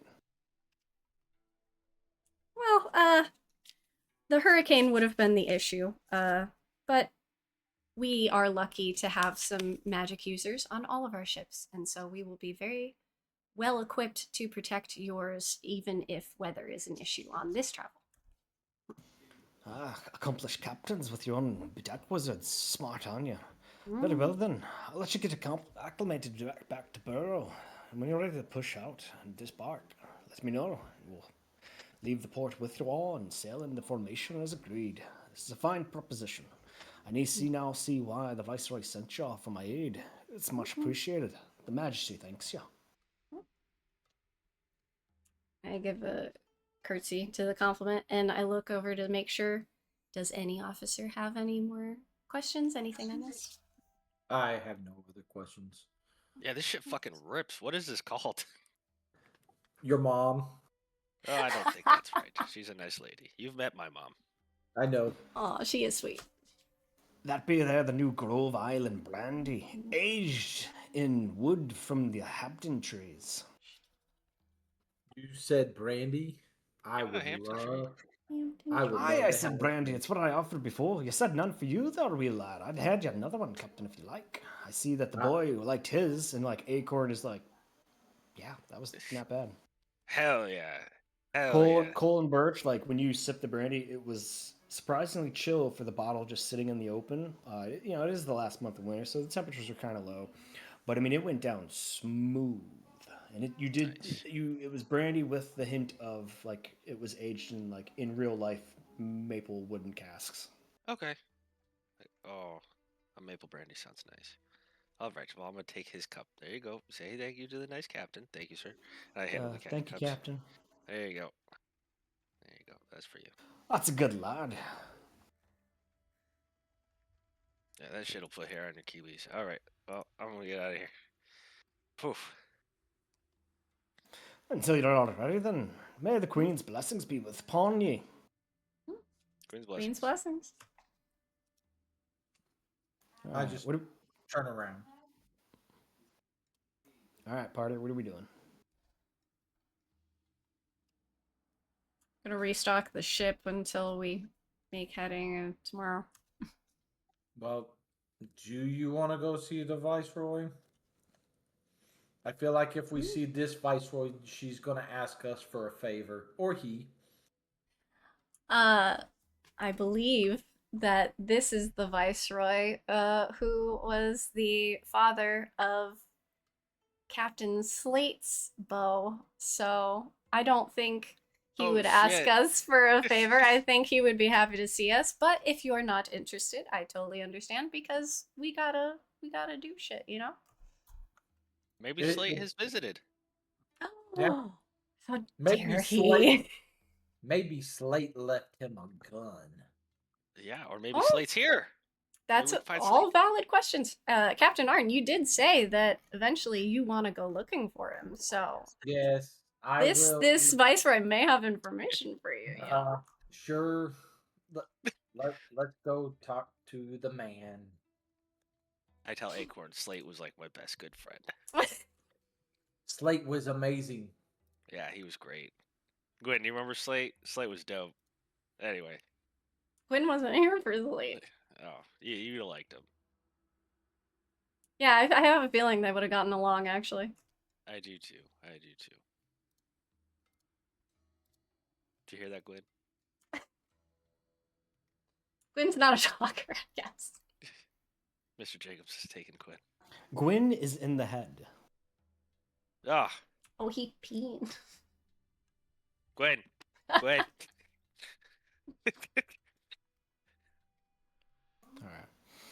All right. You head down the streets of Barrow. It's good to be back.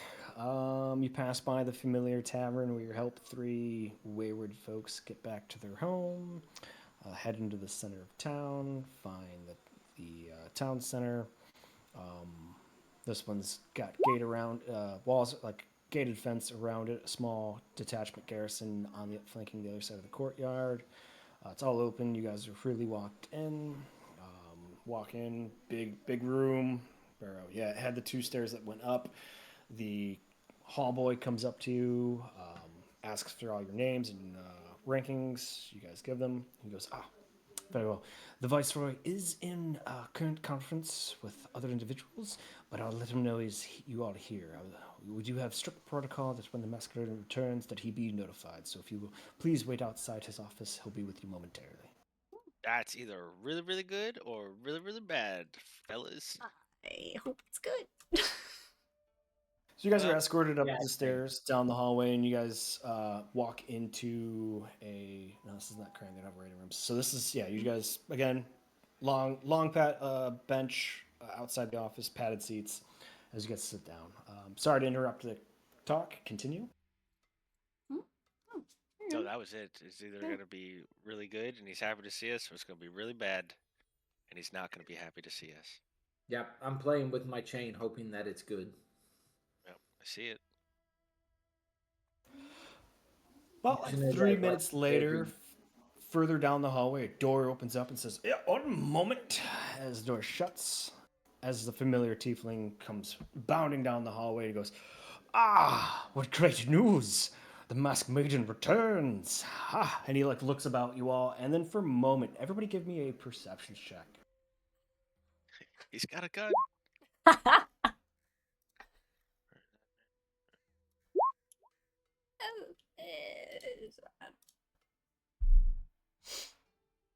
Oh.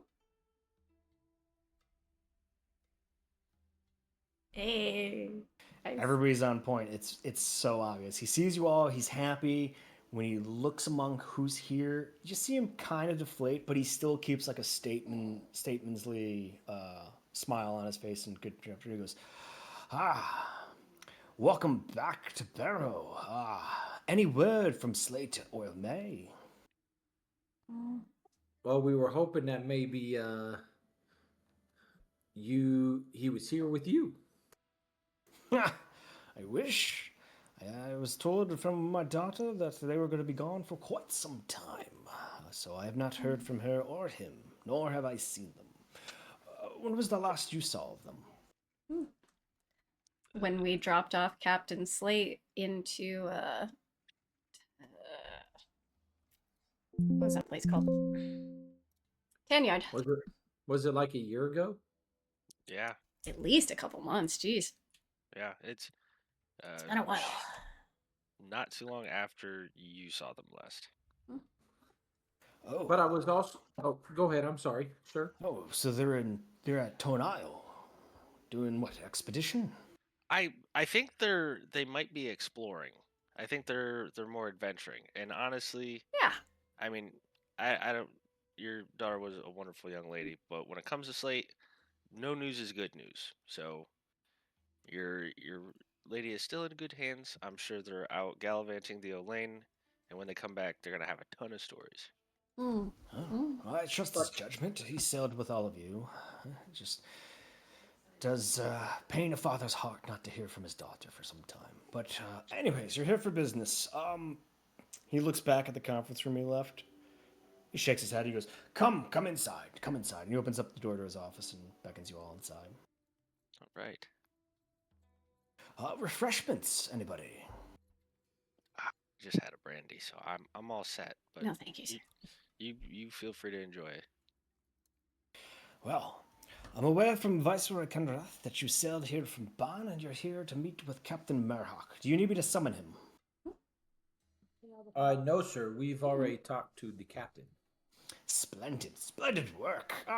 Do not expect anything less from the Masked Maiden crew than efficiencies and straight to the cut. Well then, what news do you bring?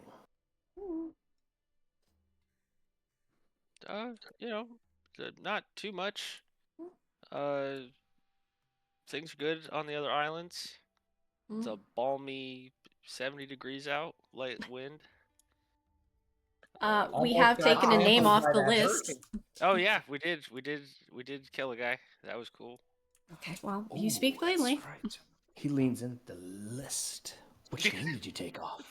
Oh well, it caused me to go to jail for a day or two. And Nope, then not that guy. No, Not that that's guy. different guy. That's Devon also- Ackerman is That's no also longer an admission issue. of guilt. He just admitted to killing a guy. I was saying that I was innocent. They threw me in prison. And please, we're still in the Nathairian Empire. These are our Please friends. stop. Yeah, no, You're incriminating yourself. Yeah, Devon Ackerman. He during that whole exchange, he kept a statesmanly smile and good moods, but he definitely did look between you all with a slight, maybe micro expression of a curious eyebrow. But then when you tell him Devon Ackerman, he goes, "Oh, the upstart noble from Ern. Good. So I guess the estate is yours now." What Is that how estate? that works?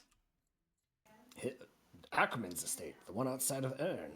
Quite large plantation, big, austerious mansion.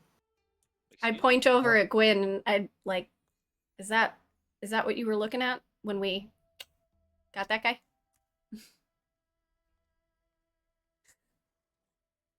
Gwen, you still pooping? BC, are you dead? You have to tell us. Do you feel better? Blink twice if pooping. He might still be in the head. Yeah, Okay. he Do might you still be feel using the body. 20 pounds lighter? So I'm gonna assume that was the place that he saw. Are we legally allowed to check it out now that he's gone? I don't know how that works actually. And Ern is Nathairian, so you would know. Well, you killed the noble, upstart criminal that he was. I assumed you would have got all his papers. I assumed you had already been there at his plantation, tracking him down. I guess I'm just assuming here. I hate to make an ass out of you and me here, but that his assets would have gone to you. But if you haven't seized them, well, when his bills and arrears are not paid in quite some time, the Empire will seize it and auction it off. Yeah. Okay, well, after we do this quick escort, we might want to pop over to Ern, you know. Well, the Viceroy never said anything about his property after I turned his head into him. That's true. I don't know how much the Viceroy of Slaney would have cared about that, but that's fair. Oh, you talked to my cousin, did you? Yeah. And how is the old ornery fart? Ornery. And farty. Yeah, well, that would be Katashi. Yeah, he was a little different. Different, but watch your tongue. He's still royalty. Yep. And Never said- lovely as he was, it's nice to be back in Barrow.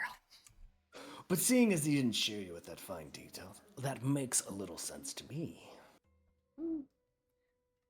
Now we know, and now we can pop over to Earn once this mission is completed, which we will absolutely make a priority and make sure that the HMS Fury makes it to Bonn safely. Splendid. That's great. The Queen will be loving that news. Suddenly there's a knock at the door, and a face pokes in.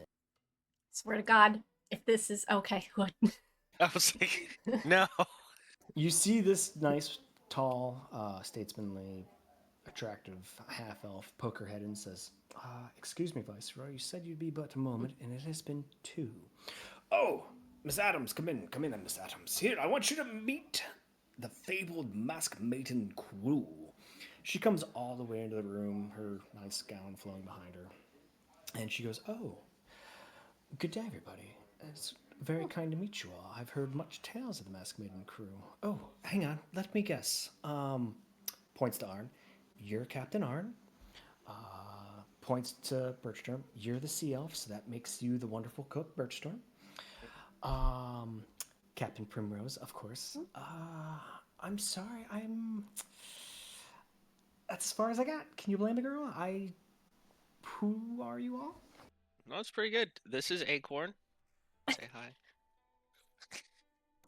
Acorn looks up and hi. She goes, oh, Pretty good. hello. I didn't realize you were an officer of the Masked Maiden. And what's your name? Acorn. And he kind of starts to really attach himself to Birchstorm's leg. She goes, oh, you must be one of the most bravest officers. Well, I can't wait to hear all the tales of your exploits. Yeah, he's pretty great. And the rest of you, sir? She looks to Orn.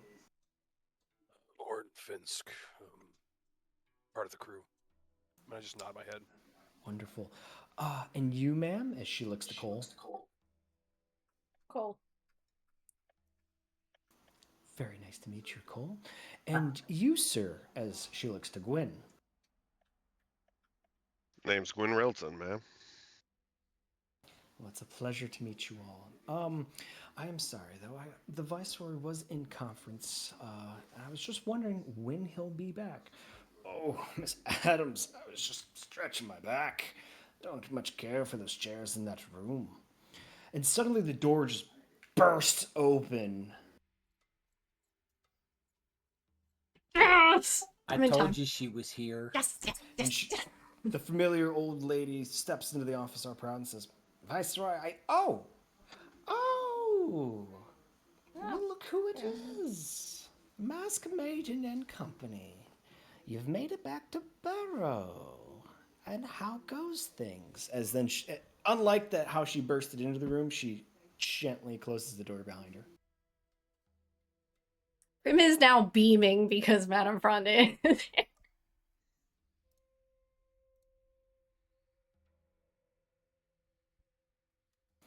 It is very nice to see you all. Are you all so speechless to see me? Or did Yeah. something happen to your tongues? Oh, I no. almost Good lost to 100 see you. gold. Hi. You're all So well. good to see you. You look good. Oh, thank you. I'm beginning to think the sea air agrees with me. Oh, we saw your flag and I called it. I said that you would be here. So here you are. Oh, you saw the ship that Rowlett lent me. Yes. Well, we are making our rounds. Miss Adams here is amendable to terms. I think the Viceroy here, that was a tough nut to crack. And you see the Viceroy's immediately, you see him kind of a little fidgety. He's kind of lost that statesman, outward appearance that he was putting on. It's all right, sir. You can be yourself around us. I see that you all are quite friendly with a golden dragon. I, however, will stand by my reverence, as we are in the presence of somebody very majestic. Oh, you are quite the flatterer. I know you hold your queen in higher regard than me, so pish posh. That might be true, but it's still not to be unseen of you walking around in human form is might intimidating to the likes of us mere mortals. I never said I was immortal. Wherever you got that in your lore, you might need to have your books rewritten. Anywho, please give us your office. I need to speak to this crew. You immediately see the viceroy go wide-eyed, like being barked at order, and you see Advisor Adams shoot a look to him, standing behind Foundry, just do it, just kind of let's go. And he goes, very well. We'll give you a couple moments. Please excuse me as I take my leave. And he gets up. He goes to the door. Miss Adams gets the door for him. As he opens it, which way would it would open that way? Everybody give me a perception check.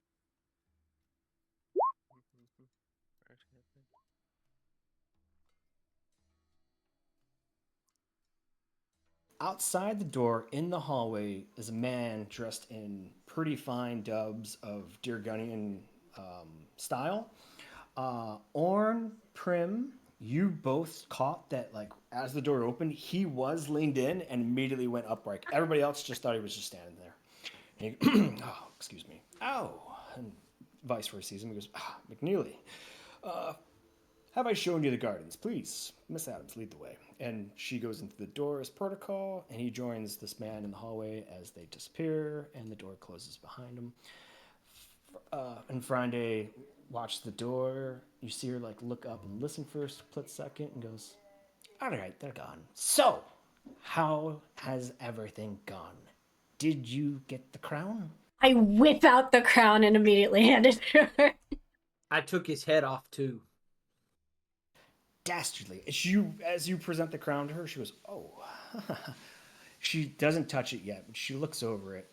And you see her face kind of frown as she sees the brass and copper parts, the bone that makes up this crown. For everybody who forgot what it looked like. She goes, dreadful thing. 1 second. She goes over to the curtains, and she bellows them out and goes in for a curtain in the middle. And she just yanks and rips out a huge portion of the curtain and then puts the thicker curtain over it and hides the damage that she just did. She comes over and then puts the curtain fabric in her palms and says, go ahead and put it in my hands. Now I'm worried and accidentally put it on. Oh, nothing to be worried about you two. I'm sure you've been hanging onto it for quite some time. No side effects. And then I've noticed, are you going to be okay? Now I'm a little worried. She wraps it in the cloth. Side effects? She wraps it in the cloth. She goes, just a precaution. This is made of my kin, and I do not wish to touch this with my own skin. None of you wore this, right? No. No. Now, why do you not want to touch it? Like I said, it's made from my own kind. Okay, and? Well, it's like the bones of your family members and stuff, man. I'm gonna look over at Orn. Normally he sniffs out anything cursed. I'm gonna give him a questioning look. Was that cursed? Oh wait, you weren't aware? You didn't need me to sniff it? You looked at that and you were like, yeah, this is normal. I guess. You bro. jagged bone. Come on. Like a jagged bone crown, and you were like, "Oh, yeah, maybe it is." Put it on. Good. It looks clearly cursed. I don't know. Try not to judge. It just looks like a crown made from gold dragons. Oh, Madame Fronde, I am so sorry. Well, I'm glad that it's in safe hands now. Indeed, there's nothing to be sorry about. And no, Arn, this is made from brass and copper. Mm-hmm. That's what I meant. I'm sorry. Is it appraised of some sort of will unto its own?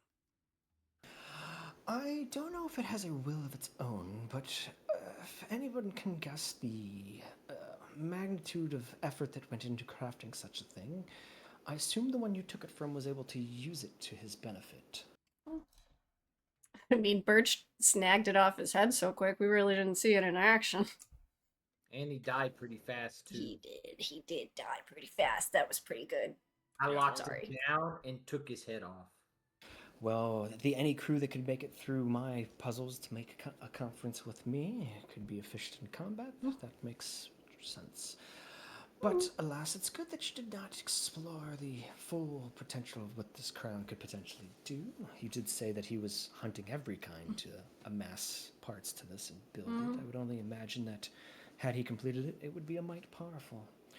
And like, even though she's got it wrapped up in the cloth of the light curtain, she does give it a shake near her ear, and she goes, "It's probably best that we don't figure out what it does. I will be sure to make sure this finds its way into my private vault." You have a vault? Yeah. Her vault. Oh We yeah, were you're at right. her You're lair. right. You're right.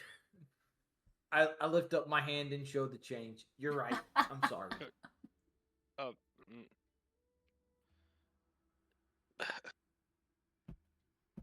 Well, I appreciate all the effort that you've gone through to get this crown. And I know I've already given you good company and already showered in awards. Would you allow me to bestow you all another gift? Yes, please. Good. Well, the next time you're in Shannon, I need you to visit a very good friend of mine. Shannon and good friend. Gotcha. what's your friend's name? Ah, that's a good one, Birch. I'm glad you're around. Thinking. Can't just be. Her name is Julie Timmerick, and she owns the Resting Willow. She's an alchemist. She will have a present from me to you all. Alex may like that. Alchemy. Very cool. Alchemy. Yeah. You may like that too. Gwen? You like alchemy? Probably. I trust my two budding wizards are making excellent use of the practice pages I gave you. Getting there with them. Still learning to use them the right way. I've totally forgotten this entire interaction. That's where we got the book of the necromancy. The intro guide to necromancy. And then you and I studied it on our next voyage afterward. And you both got I think it was a 20-page empty spell book, but also the pages were perforated, so you can either make pages for spells or rip them out and have spell scrolls. I forgot about that. Thank you for reminding me. Oh, dun dun dun. I'm pretty sure you have that. I didn't have anything to do with it. RJ just put up a 2. This was those 3 puzzles that we did. No, I meant if I fucking have it, I don't. It was the one where we had the things we had to manipulate and the 2 jars of water. I think he remembers the puzzles. It's just the fact that he gave you that book because he didn't care about having those spells. So it sounds like you have 2 books and not one. Right. Dope. Pretty good. Yeah. Oh, I thought it was just one book. There was the one spell book, but I could have sworn I gave you both an empty spell book that the pages could turn into spell scrolls. Okay. I do remember that now. It could the book itself, you could either record up to 20 spells, or you can whatever spell you recorded on one page, you could rip the page out, and then now it's a spell scroll. I remember you giving me that. I just forgot because I was still super fresh to the game. Now I have it written down. Well then, my illustrious crew, I think I should probably go rescue that ambassador from the Viceroy. I know I've been secluded from most of the world, but do you have any tips for these Imperials? Don't talk about their queen. Don't trust them? Yeah. Just That's fair. keep the form you have. You know, I'm sorry, did you say don't trust them? Don't trust anyone as far she as you means think. she means Madam like Cole, humanoids. this is counterintuitive and productive against your guys' advisement and wishes of forming an alliance on this island. It is one republic and 2 imperial cities, and yet you want to say don't trust them. I'm now a little confused. If you don't trust them, then they can't stab you in the back. That's all she's saying. Well, I think we're trying to get them to trust us and trust their judgment if this alliance is to take hold. Well, if any alliance, you're gonna more than likely have to talk to the queen sooner or later. Yes, he's been insistent about that. Well then, thank you all for your insights. I shall take my leave. All right, how's about a hug? Come here. Good. Certainly. Come Yes, here, come here. Birchthorn. Mm. She gives you like the sweetest, warmest Yes. grandmotherly hug. However, it doesn't smell like butterscotch. It actually smells like hibiscus. Oh, you're a nice smelling I'm dragon. ambitious. Goodbye, Grandma. Oh, tidings to you too, Birchthorn. You come back now. You hear? I give a proper curtsy and leave with him. She gives you a proper curtsy of an ailing old woman, even though you probably know in her form, like she'd probably give you like the full-on curtsy that you were able to do agilely. But she does give you a bow. I give her the grandson wave. Bye. And she leaves the office. You guys are now left alone in yet another viceroy's office. All right. I'm going to look around this viceroy's office to see if he has a pistol from Slate. Give me an investigations check. As everybody starts seeing Arn rifling through office. All right, Acorn. Let's see what's going on outside, buddy. This is And I Yeah, Shoot. I'm gonna head back to the ship. I don't know what you're doing. Don't love You know it. what? I'm out of here. Hold on. I'm gonna pick you up. We're gonna walk out a little faster, bud. I'm a plus 13. We're gonna be okay. Arn, Gwen, what do you guys do?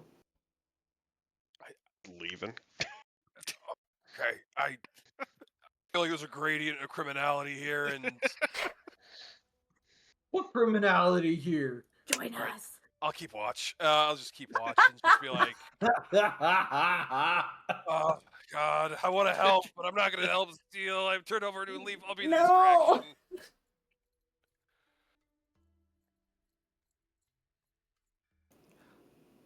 8 and 15. So over the next 5 minutes of searching, you find that the 2 bottom desks are locked. You find in the top desk, in the top drawer of the desk, 2 bottom drawers of the desk are locked. The top ones are not unlocked, but you're finding like pens, ink supplies, various other items. You do find a pistol, but it's a very snub-nosed, short, single-loaded flintlock pistol, not at all enchanted or fancy. It's actually nice and silver parts onto it. The center drawer opens, again, filled with like parchment or like lacquered pieces of parchment of like certain designs, or it looks like Fortress's designs as you're flipping through it. With Colt's 15, you do realize that that bottom panel of the top drawer is a false bottom. You do find that in the one buffet table on the one side, there is a lockbox. And this is the buffet table that's got like all his decanters and various glassware.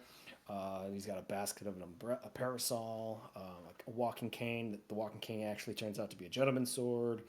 The globe itself is also a fake globe, and it opens up. But when you open it up, you see bottles of various vintages, and these bottles are covered in dust. The labels are almost worn away. But that's what you guys about find with an 8 and a 15 in the next 5 minutes. Orn, the hallway's empty. You see the rest of the party had gone down and went down the stairs. It's still kind of empty. You maybe hear voices off in the distance of like what sounds like clerks working. So the coast looks pretty clear. Okay. Is there a chance for me to pick those 2 bottom drawer locks? You're gonna have to go one at a time, and you can give it a shot. Okay. Which drawer are you going for first, left or right bottom? Yes, Left. thieves tools.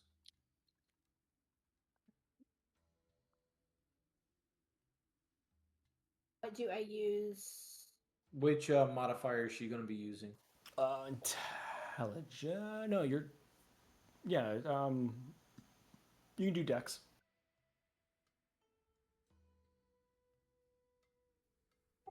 Okay. A pick breaks. Damn it. Okay, pull out another pick and try again. Sure. Orn is hyperventilating in the hall. Yeah. Yeah. You heard a good tink, and you're like, oh. Did you make it past the tumbler that you broke the pick on before? You get to the next tumbler, and just when you think you have it and you try with applying pressure, that pick breaks. All right, one more time on that. I'm gonna one. sneak my head and go, hey, we're gonna call it. We're Last gonna call it. time. We're gonna call Last it. We're time. gonna call it. I've Last- read 3 things break. We're gonna call it. A third pick Okay. breaks.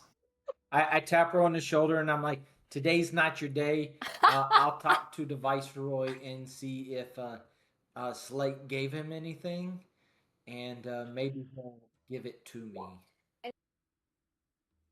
Yes, you Much need. better pick. Yes, you need better picks than what you got. Yeah. Something unbreakable, something charm. Now, if I do recall correctly, each thieves tool comes with 5 picks.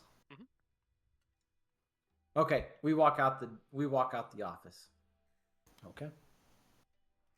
like we own the place and we didn't do anything wrong. And I take all my pick pieces with me. So the rest of the party, as you guys hit the street, they're probably like 7 minutes ahead of you on a walk.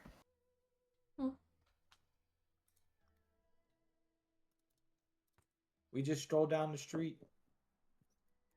I'm looking around, maybe if I can see the Viceroy as we're walking back to the boat. Before you leave the town center, throw me a perception check.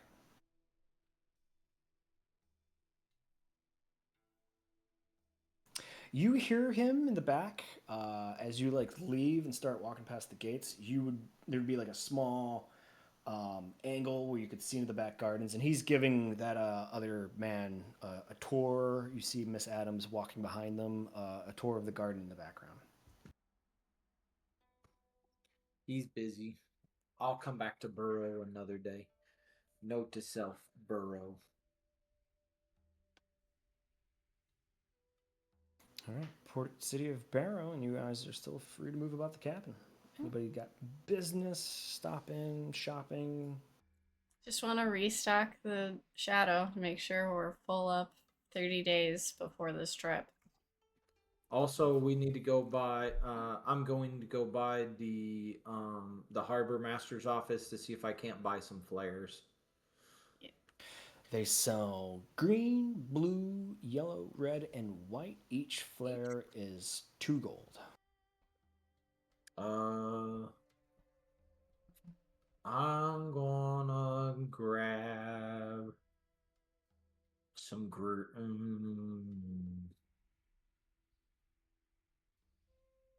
We'll go red.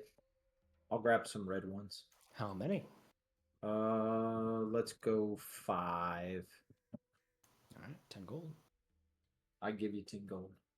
And I would like to look for Thieves Guild.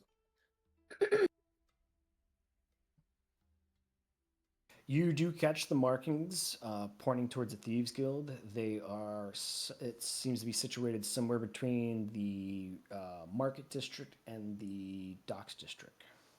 What looks like it's in the basement of a restaurant. Okay, can I go proceed over there real quick? Absolutely. Just want to touch base on a couple things. You get to the back door where the Thieves Guild Thieves Camp is in the top, and perfectly in the door as normal. There's an eye slit. You walk up, you give the knock, slit opens up back up. You only see eyes, and in Thieves Camps they say back to you guys, How's the weather out there for a friend? Weather's always good for friends. And you say that back in Thieves' Cant, I presume? Yes. Perfect. Slides thing, you hear a lock, you hear another lock, and you hear what sounds like a bar get pushed to the side. The door opens, and you see an Arakoa of like dark feathers, dark gray and blue feathers, in like blue vestments, uh, big old belt. He motions you in. He goes, welcome. Come on in. Thank you. You head down the stairs into the Thieves Guild of Barrow. You see what looks like a fencer dealing currently with another thieves who's trying to haggle him for what looks like this sword and a golden scabbard and scabbard of gold and ivory. You see what probably is the information broker sitting in another corner. He's currently thumbing through parchment, looking at various things. And you see this very tall, dark-skinned man, bald head. Okay. Is there a place to grab a drink here? There is. There's not like somebody serving, but there are like mugs and there's bottles with corks in them on the one wall. Okay, so I'm gonna go pour myself a drink and then go sit down near the bald gentleman. So while you're making your drink, the bald gentleman's actually going to approach you. He's gonna, as you're like focusing on like looking around or however Cole would do it, as you're pouring the one of the like out of the bottles. There's like green tall ones, short blocky ones, and then like your typical green bottle with like the rattan on the bottom half. Which one would you grab? There's no labels, by the way. Whichever one looks like it's gonna be not the strongest, because I assume it's kind of midday. You grab the green one with the rattan covered bottom, and you start pouring it into a mug. So as he does that, he comes and like leans back on the bar, back to it, facing the other way, and then looks at you and goes, "Hey, you're a new face." Cool. Can I do perception check on him real quick? Sure.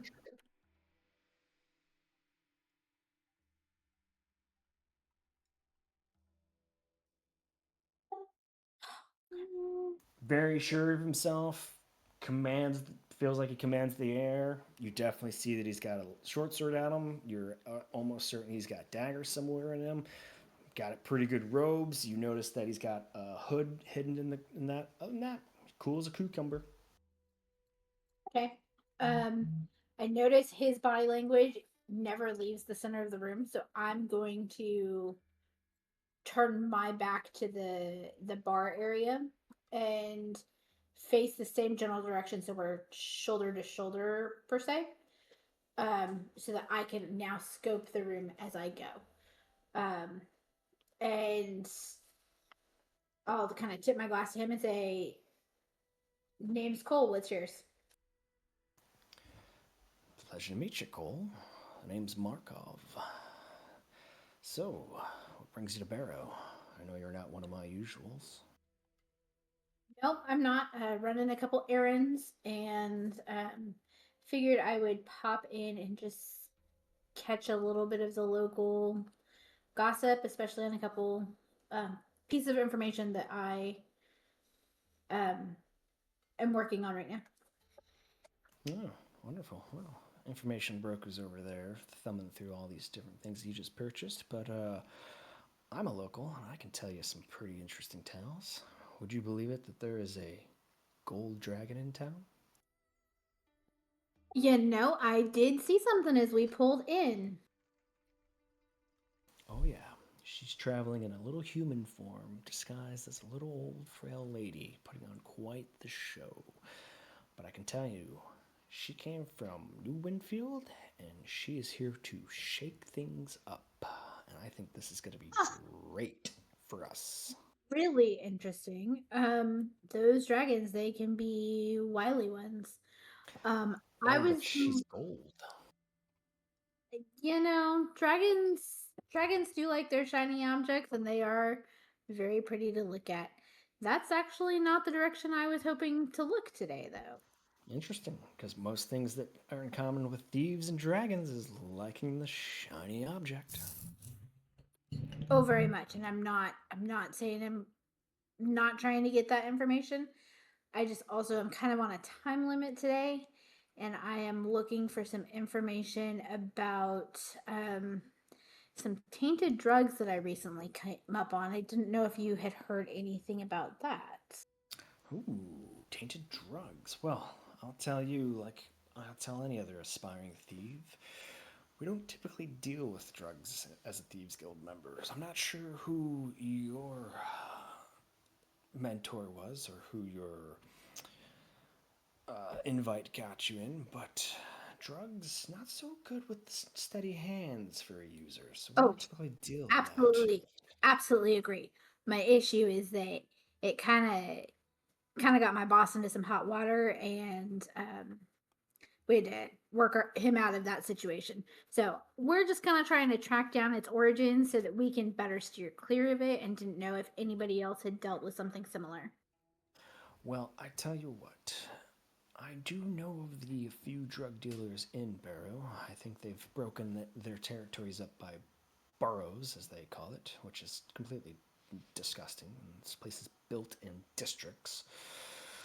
Wannabe crime pins. Anywho, so you've got the one gnome. He works the warehouse Barrow. You'll find him at warehouse 2 Green. And then you have the Loxodon, who works over in the Merchant's Barrow. He works above stairs of the bookshop. And then there's the half-elf who prides himself in his restaurant, only one in the whole residential district. The fool doesn't know that we cook his books every single season. We've been bleeding him like a sieve. He still hasn't caught on to it. It's been great. But those would be your 3 that you'd want to reach out to. Which drugs in particular are you talking about that are, what was the word you use? Tainted? Yeah, they're having some odd effects that's not normal. So I'm gonna give him all 3 drugs because I don't want him to know which one I'm actually looking at. But tell him that those are the 3 I'm looking into the origins of. Well, interesting news. I will be sure to ask my bookies who go to all of the pit fighting and beach fights and backroom invitationals to see if anything's happening, because Baldo and Atrium are used primarily by those fighters. As for the Kokokanja, I don't know if the Smoke Den offers that, but that'd be one place you'd want to go to. You want to go to the Hazy Dragon Dream Den.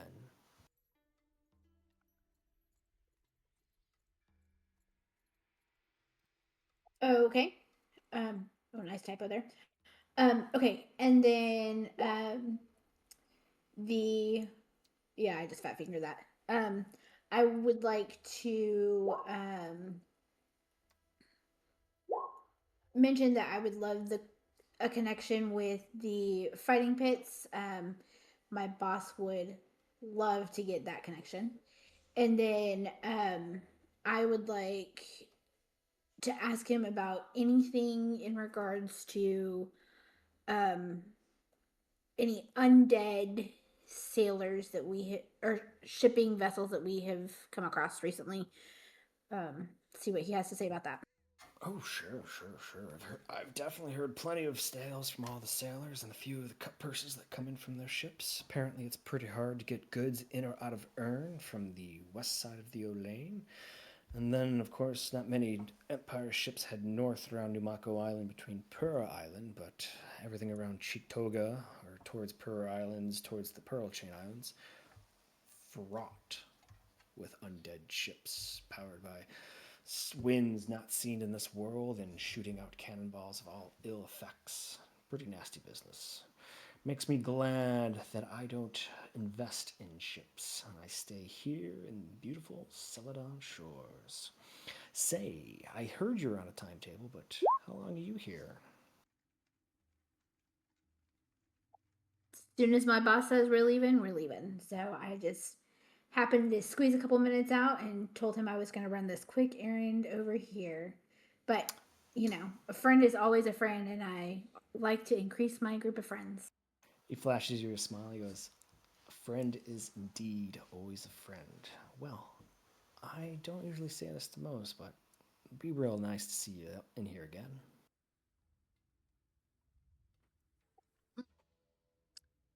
Well, with as kind as you have been, I can assure you I will be back. Wonderful. Good luck out there, friend. May your fingers be light and your footsteps like air. And to you the same. Good luck. And as he pulls himself coolly off the bench and walks back over to where he was positioned. So I'm going to stand there watching him walk away for a minute because he just gave all that up freely without anything. I do want to kind of hang around the room just a little bit and see if there's anything else I can pick up, listening, paying attention. The dude who's trying to fence the nice sword, he ended up getting the rate he wanted and got away with 230 gold. Somebody else had come down in. This is a regular human. He went to the information broker, who immediately like scuffed up the paperwork and shoved them into a portfolio. And then you see them immediately out. You see marbles sliding back and forth. Like you see the guy who came, he's sliding lit spheres to him. They're talking, and then you see like dun spheres go back. A few dun spheres go back to him, and just like the previous information brokers, where like they take the light spheres, they go to like shove them into their pockets, but they actually go into this the air. Like they don't, the hand doesn't go right into the trousers pocket. It just like the hand disappears in the air next to his trousers, and like the hand then like disappears, but then the hand comes up and the spheres are gone. And they're just concluding a little bit of business of trading information. Okay. I'm gonna take a quick turn of the room. And is there any place on and around the bar to like pay into the guild or to pay for the drink? You do see that like to the stair, not the stairs that you came down from the street exit. You see like what looks like stairs that lead up into the store front, the actual front.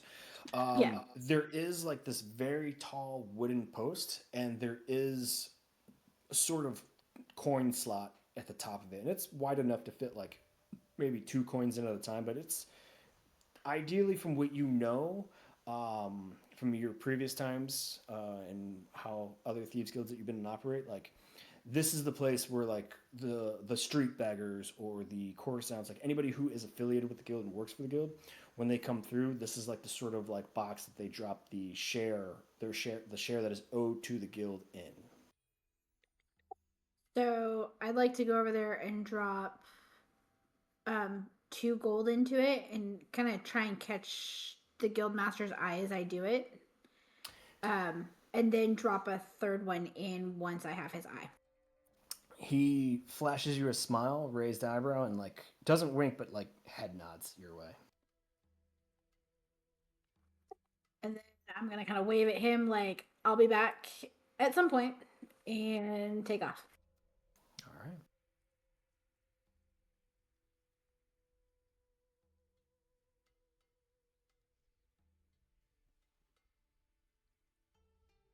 All right. Anybody else in the port city of Barrow? Oh, the Aircoa lets you out. Thieves can't like, yep, enjoy the weather, friend, and shuts the door, and you hear the lock, and the bar go back into place. And you saw it from the other side, like it was a massive lock, this huge tumbler lock, this other complicated lock with like pins and whatnot, and then of course this bar was like a very thick piece of wood reinforced with iron. But you get back onto the port city streets just fine.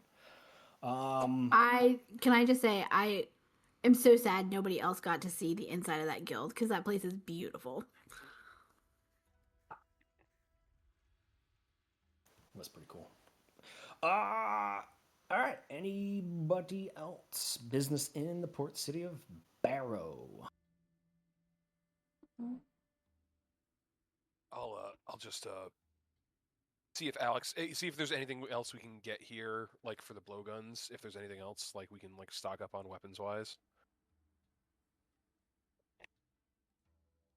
I'm sure there is. Let me write this down, and so I can get with him. I know he's rebuilding the ship inventory. I feel like we've been building this doomsday weapon for a while now, and I'm starting not to believe it works. He's got a lot of roles to do, and this is the construction of it.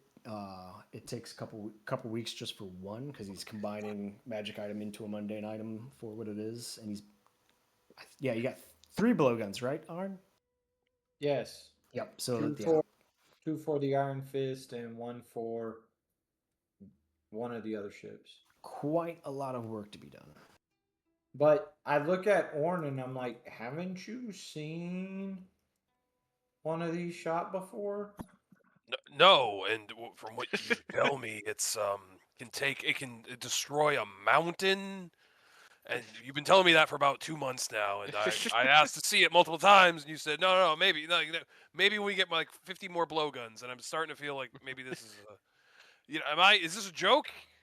Are you guys making fun of me? No joke. It's real.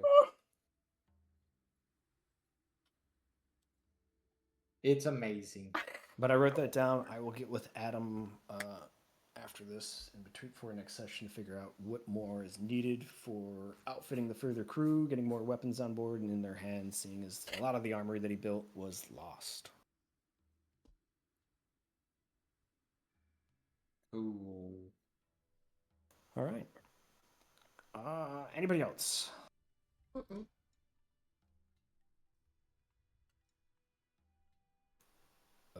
Okay.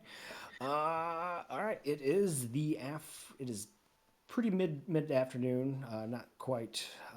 Maybe the warehouses are closing up for the day. Restaurants and shops would still be open. Maybe a few star bundles who have families will probably be closing up and getting home.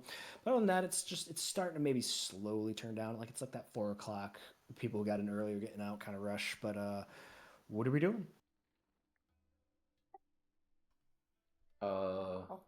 I'm hungry. Crew dinner? Yes. Okay. Not the ship's crew, just us crew. Officers' dinner, because I'm hungry for some big slab of meat. Oh, the food Officers' in mess Barrow is so night. good. Yes, it is. All right. Barrow has everything up to wealthy.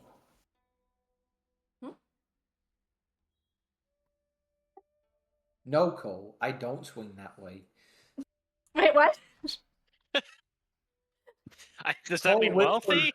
Does that mean... Cole whispered to me after I said I want a big slab of meat, and she's like, I didn't think you swung that way. Oh. And I was like, no, Cole, I don't swing that way.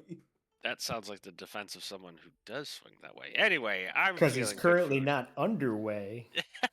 Oh. Well, that reminds me. Let me know where we're gonna eat, and I'm gonna go grab Winston. Yeah. I don't remember all the nice restaurants in Bro. It's been a long time since I've been here. We can find one of the nicer places. It's fine. Okay. I cannot wait to have. Yeah, that's. I'm not gonna say it, but yeah, let's do that. As I touch my washerboard, and I'm like, I am the big slab of meat. Oh my. I mean, for a rock gnome, yeah, you probably are. Sure. For a rock gnome human. You're not human anymore.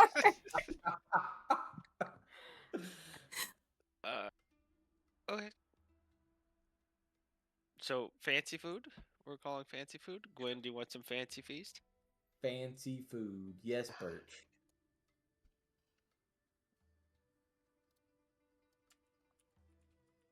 All right, he wants fancy food. I'll take the silence as a yes. Yes, he could be pooping again. Yeah. Oh, I'm just annoyed.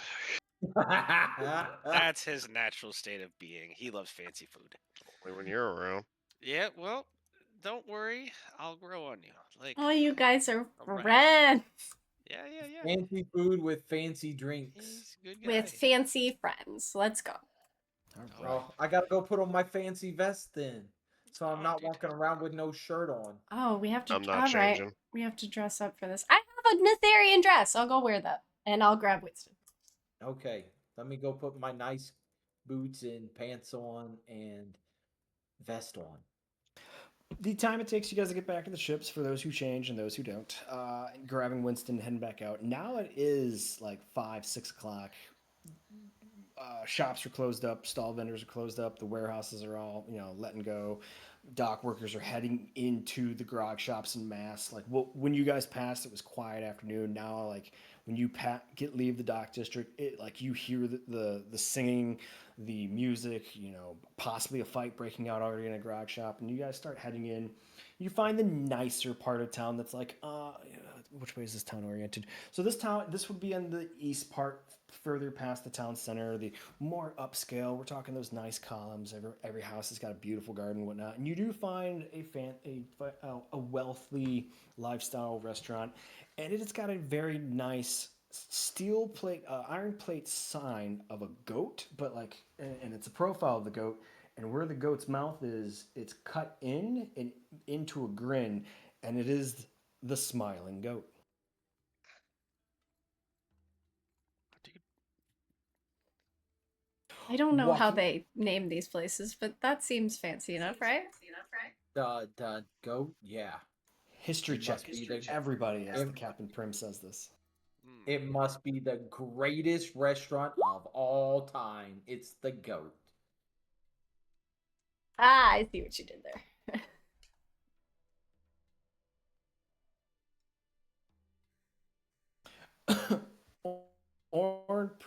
Prim, back to you. Birch, not Arn. You know that these places come up with the simple names or the unique names. Gwen, even you know this. It's aimed at dim customers or drunk customers to easily remember or see the sign and go, "Yep, that's the place we're looking for." They usually this one, because it is fancy, has the name in scroll work underneath it, but like the places you pass from the dock districts, like it's just like whatever the item is, and it's usually like colored something specific, and it's a specific item, so you can look up and see, "Yep, Yellow Bear, we drank here last time we were in port," or "Yep, Blue Fox, this is the place." Like it's just made to be simple, easy to remember, and an on-site recognition. Drunk people need pictures. Yeah. Yes, they do. Note So you to guys- self. Especially when it's a third bar.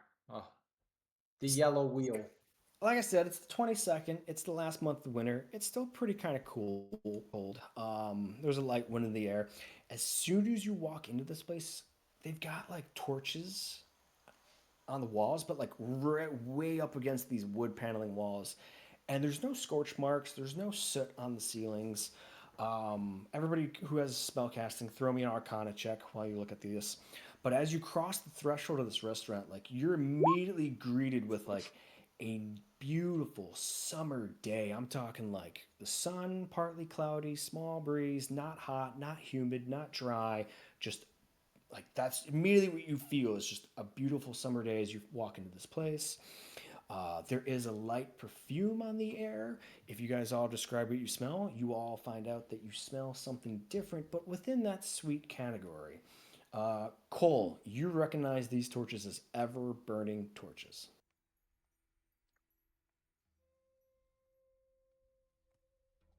Very nice. I trying to decide how much of the atmosphere around us is summery. Between you and Gwen, you know that there's got to be a couple of enchantments running in this place. Okay. Before we go very far, I would like to do a perceptions check real quick and just make sure this doesn't feel trappy and that it's really just a touristy thing. Go ahead and give me an investigations check.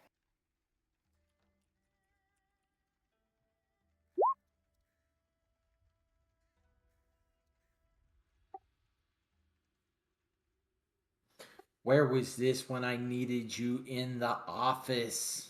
Because it's plus 13. I mean, there's no traps. You see the clientele dining here. It's either nobles, families, politicians having after a dinner amongst friends. The servers, they're all in the same livery.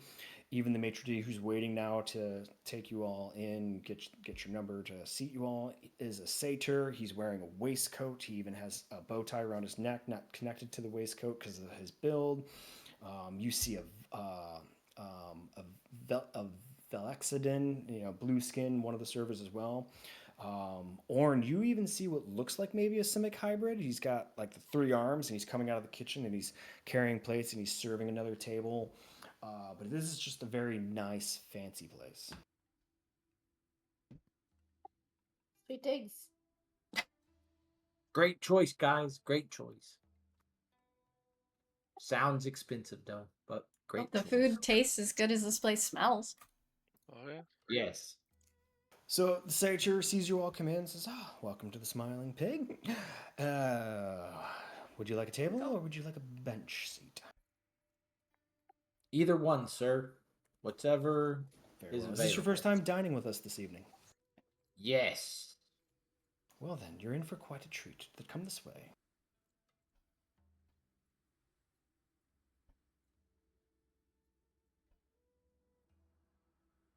As I work on my mohawk.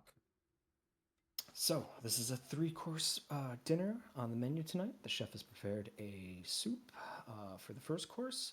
For the second course is a nice venison, and then we will end it on a third course of an almond cake. But I will let the experience speak for itself. Thank you all for dining with us this evening. After seeing a magical experience. Yes. Yes. I don't normally like fancier places, but almond cake sounds good. Prim, Venison remember the roll. forks? Look at the forks, Prim. Oh, I dressed for Winston's this. on Isn't it. that enough? No, it's not. I was hoping for the biggest piece of steak in the world because I was going to eat it so everybody could eat for free. Well, Sorry, venison Prim. is like steak, but it's like steak from a deer. It's a deer steak. Yes, I know what venison But is this mini forks and tiny portions, or is this single no forks and just a big old slab of meat? I grabbed the fork and I'm like, the fork's as big as my hand. Well, Yeah, but you're small. Maybe we should have gone to a grog shop. The first waiter comes over and starts handing you all crystal glasses and filling up with water. He goes, "Oh no, please, a grog shop? You're in the finest establishment of all Celadon shores. I assure you of that." Well, I am ready for this this wonderful meal that the chef is going to prepare for us. Very well. So yes, your first course will be a moonlit pearl bisque, followed by an ember heart venison, and then we end the evening with a celestial honey torte. Oh, the bisque is a bisque of what? If you don't mind me asking. Moon clams and sweet cream. God, Seafood. that's so good. We will review this as we plate you at the table. Is there any special things I could get for anybody's likings tonight? Can we see the sommelier so we can do some wine pairings for these drinks or for these foods that we're going to be eating tonight? Oh, each meal will come with pairings selected by the chef. Fantastic. Tell the sommelier to keep them coming then. Will do. Hey. So, yes. Hey, Gwen, you know that face you make when Birch is like getting under your skin? I'm rubbing my forehead and I'm giving you that look. I This know how it is- feels. What? What's Gabe's the problem? job doing it. Nothing. I'm assuming Gwen has like a level Oh, of I know exactly decorum. what you're talking about. Yeah. Okay. You gotta have my back on this. Have my back on nothing else. Maybe. I thought you guys liked the acorns. fancier places. No, we do. Oh, you do? We do. Just fine. Yeah. It's just remember, work outside to in. Mouthfuls so that you can swallow and answer the waiter. If the sommelier does a really good job, I'm not worried about forks. Yeah, not worried about forks at all. If the sommelier is fantastic. And I'm looking yeah. at all y'all. You're like, where did this Arn come from? Now we know this, Arn. Yeah, you came from when the bird dropped you, and then you look like this. We know where you come from, Arndt. We've been with you for some time, friend. Oh, when the bird dropped him, no. Now I'm sad. Yes, quick, sommelier. Sommelier the man. So pretty. Ooh. I'm not getting in a fight in here. I'm just letting y'all know that now. No fight. I wasn't worried until you said that. So the waiter comes back and he's accompanied by the 3-armed Simic, and he goes, okay, so the first course, this is the moonlit pearl bisque.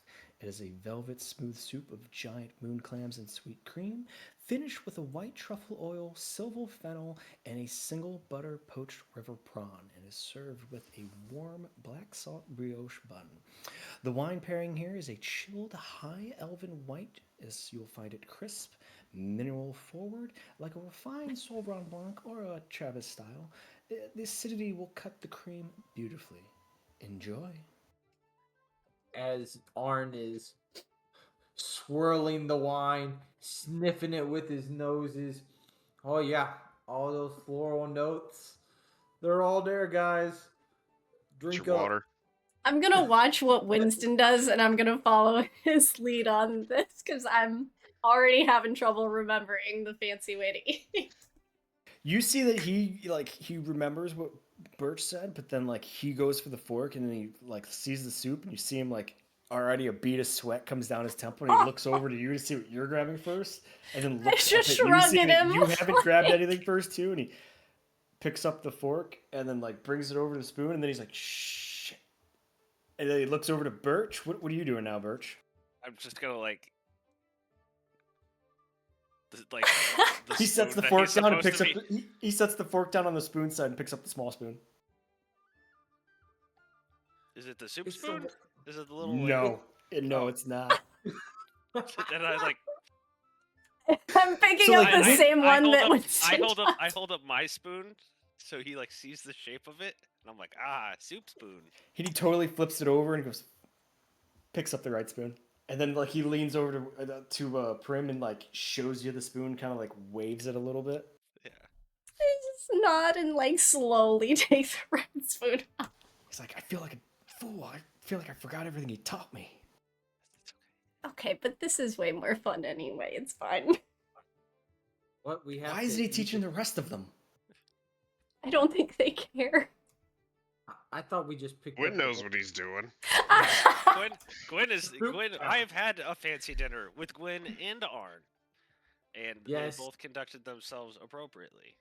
Yes. I feel like if Gwyn is very calmly grabbing what he needs, I'm just gonna start watching him and nudging Winston okay, that one. I feel like Orn is also doing all the right things, but just because no one expected him to, the napkin's tucked in, he's like, oh right, soup spoon. This is good. For soup. I fight myself at first. I go for the bowl and lift it up, and then I was like, oh no, we don't do this here. Put Good the man. bowl down, and then I look at Birch and what spoon is he using again? Just hold it up. Yep. But That's Mr. Ruth wanted you to do efficiency. If you grab the bowl, then it's the most efficient way to eat. You're right. It is the most efficient way, but that's for a grog shop, not a fancy place. You wouldn't see him here. Birch is having heart palpitations hearing this. Also have to assume that these bowls are fancy enough to have that wide outer rim. Yeah. For the soup bowls. No! Just slides over your shoulder. Yeah, the fact that Arn is sticking to decorum and Prim's like, yeah, but it might be cool. Prim may have pre-gamed before that. All the red scales on Birch's face are a lot darker. We're doing good. You guys Are yeah, you you're chewing killing on it. a napkin? Meat is really tough. That's It's like a compressed. It's not cooked at all. This kind of oh No, oh, buddy. They're no! Birch, you have a new person for your etiquette class. Oh no! No, he has the right idea. It's just Is the there? wrong thing. It's just the wrong thing they gave him, buddy. That's soup. That's just like a really fancy soup. It's not a. It's not to like. He's clearly freshen up. chewing on the napkin. Yeah, that's a napkin. That's I got just a napkin. Okay, it tastes good. It tastes Yeah, like it's probably because it's scented or flavored. But if Yeah. you could, Birch, he eats men. I don't think he's worried I- about the flavor. he doesn't. The other one does. I I'm don't. a give me little the thing. worried. I'm a Oh, do you little think it'll worried fall? when the meat comes out that he'll be upset that it's cooked. No, he likes a good steak. But yeah, maybe use the napkin in your mouth to clean off your fingers, and then you can just have my napkin. Oh, this is a napkin. I thought this was like it was in a bowl of warm like soup. Yeah, like an broth. appetizer, you know? Yeah, Yeah. yeah. No, I It understand the beats tasting confusion. guy, I'll say. As you guys finish up your first course, they take it away, they clean the plate again, they take the used silverware out, and then they bring everybody like a serrated knife, very small serrated knife. He goes, okay, for the second course. And it's not the same Simic, it's actually a different server comes out and they help plate all the foods. He goes, the second course, we have the Emberheart venison. You'll find a roasted saddle of Emberheart deer, glazed in a spiced red wine in wild berry reduction. It is plated over saffron parsnip puree with a charred woodland mushrooms and honey-eyed baby carrots. The wine pairing with this is a deep royal red. You'll find it rich and structured like a Shiraz or a Bordeaux blend. You'll taste the dark fruit, pepper, and earthly notes that suit the venison perfectly. Enjoy. Oh, this looks good too. Hey, what wine did he say we were having this time around? It's red. A red one. Okay. I figured being that it's meat, not fish. Look, dude, Arn, you never cease to amaze me. First, we were on the mountain, and you were like, "Let's put a ladder up and get an ambush going." And I was like, "Dude, this guy's a thinker." And now you're dropping the whole meat and fish thing, dude. I've been around you too long, bro. No, you gotta dude, rub off on me once in a while. Yeah, dude, I'm so proud. I'm like, there's been a weight lifted off of my shoulders about this meal, and a weight re-added because Prim and Orn are going to town. Eat a napkin? No, you didn't. You did something almost as bad. You didn't know what spoon to use. That's just as bad as eating a napkin.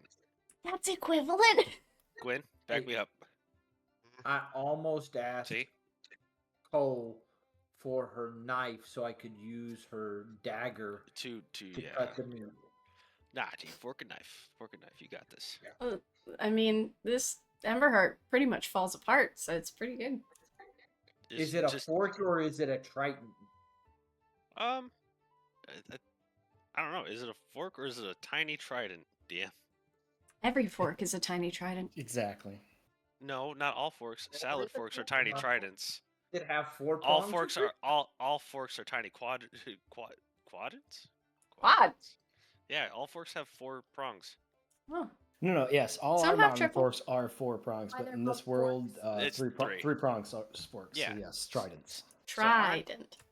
Aren't just treat the steak like someone you were wrestling. First you pin it, and then you take it out, and then you Oh, yeah. There you so go. efficiency again. There you go, dude. Okay. You're on it. Efficiency says I take it with my hand and just take it to my mouth. No. You use a fork to pin it, and then you use the knife to take it out. To So take pin. the head off. Gotcha. Yeah, Take the head. yeah. You just take the head off, and then you eat whatever you cut off. Okay, here we go. Fork, knife. God, I am drinking heavily after that.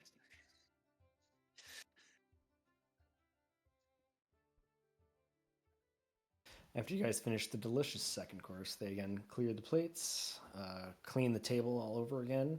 They swap out all the napkins, they take away all the silverware, and then bring back just a fork for everybody. And then the waiter comes back again, different server this time, and he goes, all right, well, I hope everybody's enjoying the evening because we're going to end it now with the Celestial Honey Torte. This you'll find as layers of soft almond cake, whipped cloud cream, a starflower honey topped with candied citrus peel, crushed pistachio, and a drizzle of golden caramel. The dessert wine is a golden dessert wine. It is like a late harvest Riesling. It is honeyed sweetness, and the floral notes will echo this dessert without overwhelming it. I want to thank you all for dining with us tonight at the Smiling Goat, and I hope to see you all again. Enjoy. Thank you. Thank you. Brim, here's your cake. Now you can have your cake. So and excited. eat it too. Yes. I'm and just now gonna eat it. I don't care no, about having we're it. gonna take little scoops with our dessert fork. We're Okay, gonna okay. enjoy Well, it. next time I get to pick the place and we're going to a grog shop and I'm gonna eat That's- it with my hands. And I don't Oh, care. okay. You can go outside and drink from a goddamn trough for all I care. But It you are will not doing it'll it be in fun. this restaurant. That's great. I like check my collar to make sure there's no pin on it. I'm like, this stupid fucking thing. Hey, be proud of being an O&E. Yeah. I just want to enjoy myself on our time off. I don't Yeah. like the responsibility. Sometimes it weighs a little too heavy. I like the relaxation on the side. Well, here you go. Just enjoy the food then. The food is good. The food is good, to be fair. Yeah. I just the I'm fact just that I'm waiting. sweating over like utensils is a little much. You're overcomplicating it. That's it. You're so worried Well, about I am doing- very good at that. You're So so worried about doing the wrong thing. You're not enjoying it when you're doing the right thing. See, look, you have I'm one waiting fork for the and one magic cake. to happen. Yeah, see? The last time we went to a special place, magic happened. Like I'm literally. waiting for the magic. to magic happen. happened. You mean when the undead rose? That kind of No, magic? The last No. fancy restaurant that we ate at. Magic Oh, I wasn't there for that. happened. You did Yeah. tell me about it. It sounded delicious. Yeah, it was great. Cole, how do you like the fancy digs? What do you think? It's pretty. I am going to drown myself. I don't even know if I can do that, but I'm going to.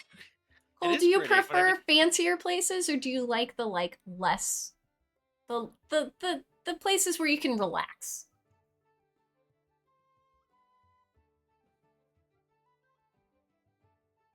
Oh yeah, yeah, oh yeah. We like it, but the magic needs to happen. Third, wait. I got dinner. I got dinner. The whole thing? just- Are you sure? Yeah, We can... I just Hold came on, into whoa, whoa. like. Didn't you get dinner the last time we went to a fancy restaurant? Yeah, but that was just Did like he? the guy.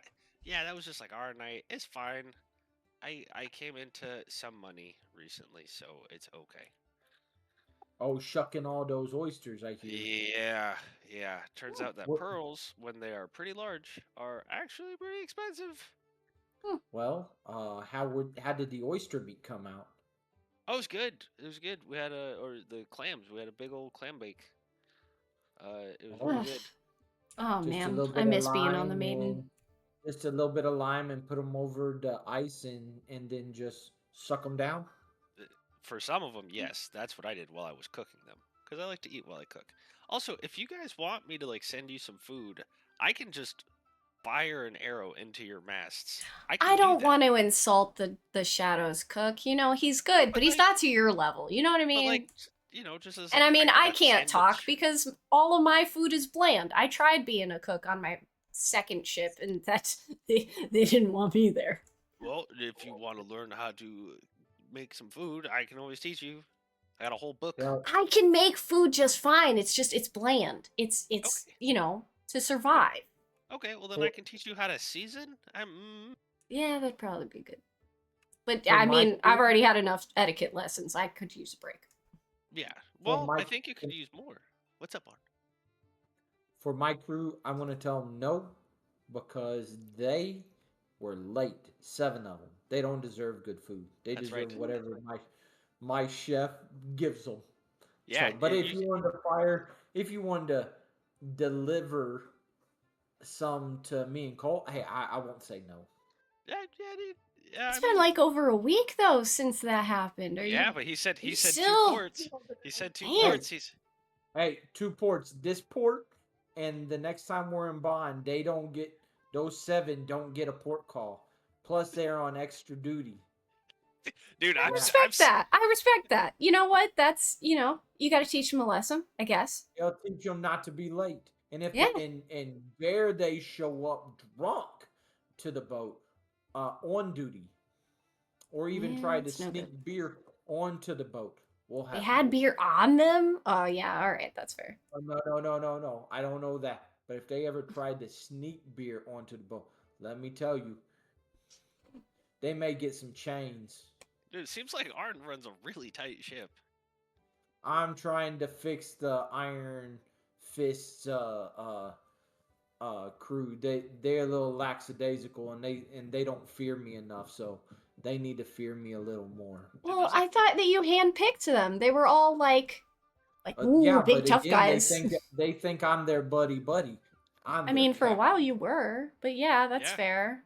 They're Yeah. not Really having a good time adjusting, I guess. I was their department head Divo, and now I'm their captain. So they need to Mm. see me as a captain, and they need to straighten up if we're gonna have to go underway without y'all for a while. I haven't heard Divo in years. Holy crap, Barrett. Will you be heading out soon? Like soon? Maybe. I know you've mentioned Uh, it. we're waiting and seeing. We're waiting for good weather. But you'll It be able to won't make be. this quick It, escort, right? yeah, it's not gonna be before this quick escort. Okay. Well, speaking of bread and water confinement, this cake is amazing. Yes, the almonds were delicious, and the drizzle that was on it, Yeah. Oh my gosh. fantastic. Gwen, Orn, Cole, what'd you guys think? It's pretty good. Yeah, I'd say so. I mean, I don't eat venison, Sorry. so I like the dessert. The food tastes good. Oh fuck, that's right. You should have told them that you needed a vegetarian option, dude. There's some potatoes and some other things, some root vegetables on the side of it. They were okay, but You want to dessert was like, really good. you want to grab something like on the way to the ships? You want to make you something when we get there? I'll be good. I'll figure something out. I can get you a big old cube of cheese and fruit bashed in. You just I like those. If you rolled the cheese and like make a like a nut and berry situation, yeah, just hand that to me. Yeah. Okay, I could do that.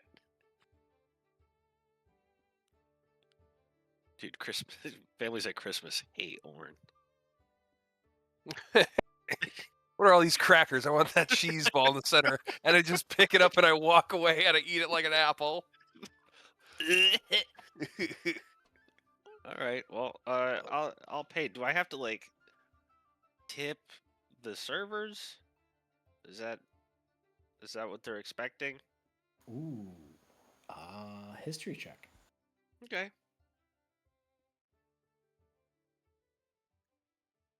Lucky for me, I suck at that.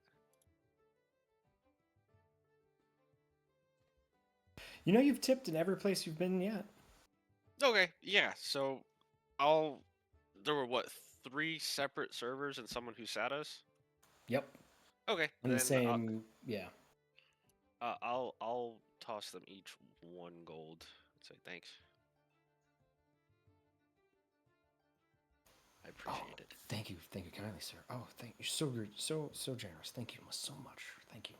Yeah, I'll do the normal like inflated, like, oh my god, it was so good. I just, we really appreciate your guys' time and effort, and just, keep it up, keep doing what you're doing. But we're gonna head out.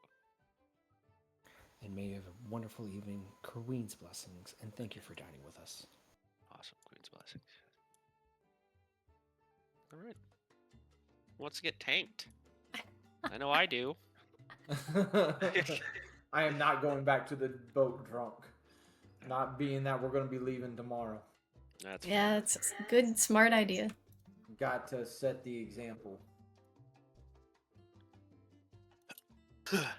Well, thank you all for playing. My dog Getting stayed drunk on the with couch liquor. all quiet like, so we weren't interrupted. Bitches, moans, gripes, complaints, or questions? All good on my end. When will Gwyn realize that Birch is his friend? That's what I want to know. When will he know? can I just say how much I liked the inside of that Thieves Guild? Everybody else could have seen it. Oh yeah. I have Oh, no yeah. problem sharing off artwork. The other DMs do it all the time. Yeah. Well, I got to watch it because Ooh. I saw it Oh, from yeah. her screen. Yeah, no wonder you were liking it. Damn, that's nice. I don't want to leave that place either. Shit. Yeah. Actually, my aesthetic in life, and so I really appreciated it compared to the dingy underground ones that I've had the last few times. So So it sounds like somebody's wanting to come back to Barrow and stay in Barrow. I'm sure the guild leader would like that too. You mean we don't appreciate this one? I liked this one. No, yeah, that one is also good. and I like the openness and the I don't know. This one just feels a lot more cramped and dwarf, whereas that one felt more open and What do you mean? I don't Small know people what- have to have stuff too, you know. Yeah. it's the underground. Yeah. Yeah, she Yeah, had to this stand one up for the too? little people. Yeah. The I second am one, 100%. What are you guys talking about? the second one looked like I had to find a puzzle piece in Myst. Riven. If you guys ever played that game, I was like, "There's I something saw it missing." with my little Hell eye. yeah. I love Yeah. Myst. I probably you? played that too young. Oh, dude, I was like, Did you ever finish it? no, I never finished it. I have never met somebody that beat that game. I remember once when I was like a couple years older, I tried it again. I tried to pay attention to the books where they had like the static and it would kind of tell you the storyline, and I was just like, what the fuck even is this? Ah, fuck this. And I went back to the rocket ship with the piano was the annoying one. I think that was the one I couldn't do. That was the annoying one. All of them. All of them. What game is this? Myst. I watched my mother play that game, MYST. so it was crazy. That was the game in the 90s. I was gonna say It was called Riven. Myst. I beat Riven, which was the prequel to Myst. Yeah, it was like the But- third or second game, right? Yeah, it was the second game, but I beat it with my next door neighbor because he owned it, and it took us like 4.5 years. I remember just about being done with high school, and we finally beat it. Oh, are we old?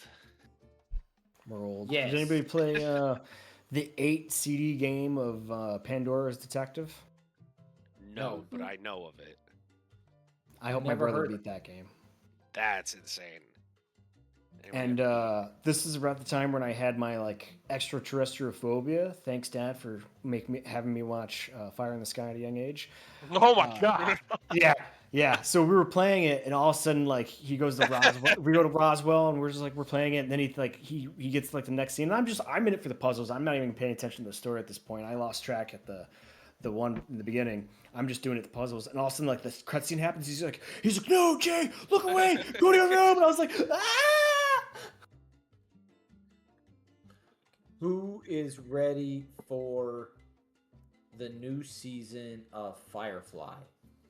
oh, is it animated? It's gonna be Yes, animated. it's gonna now. be animated. yeah, But the I heard original about that. cast- The original cast is coming back to do the voicing. Means that there is a 1% chance I can play a thug on that show. The movie though, like, how do you get past that? Well, I think they're Spoilers. I gonna haven't do it seen in it between yet. before the movie. yeah, I Oh, think it's that's even worse. Because then it's like, No, yep, no. I know what's gonna happen to that guy. Because he went and got Alan Tudyk, so how could you not do that? So you're gonna have to start after the movie. No, Well, then he's two dead. will have to be- He's dead in the movie. spoilers. I They're still gonna pull haven't up seen it. Palpatine. That, You haven't seen that- Serenity? It's so good. that not- or it's We that watched or it the- together. I liked it. It's almost 20 but years old. That or they're gonna have to do between season 1 and the movie and work up to show. how That's what I'm people- saying. They're gonna do it after the last episode and events before the movie. Like we actually might get to find out more about Shepard and his secret Spec Ops military pass. Yep. Oh. Me and Heather finally finished what's that space movie? The movie that you watched that you got me hooked on that you read the book from. Space Jam. No, The Expanse. Yeah, we finished the 5 seasons of Expanse. It was good. So It is good. well, thank you guys. Enjoyed it. Thanks for playing. GG. I hope games, I good games. showed y'all how great I'm getting at my role playing and not dude. just killing Yeah. people. You've always Yeah, been it's- good at role playing. Yeah, I was like, You play your character excellently. yeah. I If appreciate it. Thank you, Prim. if someone needed if I had to explain who Arn was and what he looked like and how he acted, I think I could do a pretty good job just based on what you do. So all you gotta do is just watch WWE and you got a character. All right. Have Okay. a good night, guys. Good night, Bye. everybody. Bye.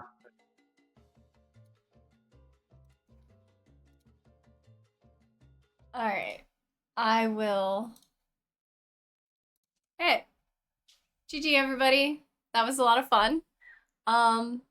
More big screen. Yay. Yeah, we have more Swashbuckler campaign Thursday, 6:30 EST. Yeah, I figured like the tiny screen is really good for in-game, but like I can do my outro. Big. Big. Also, I've been drinking, so I'm a little. Anyway, I hope to see you guys for more Swashbuckler campaign Thursday, 6:30 p.m. EST. If not, have a great weekend. But on Tuesday, we are back to our regularly scheduled Dragon campaign, where I get to do my very excellent and not at all silly Southern accent for Tanga. I miss her anyway, so it'll be good to get it. Like, we skipped a week, right? We did the Gilded Age one shot, even though it was 2-shot, but it was still really good.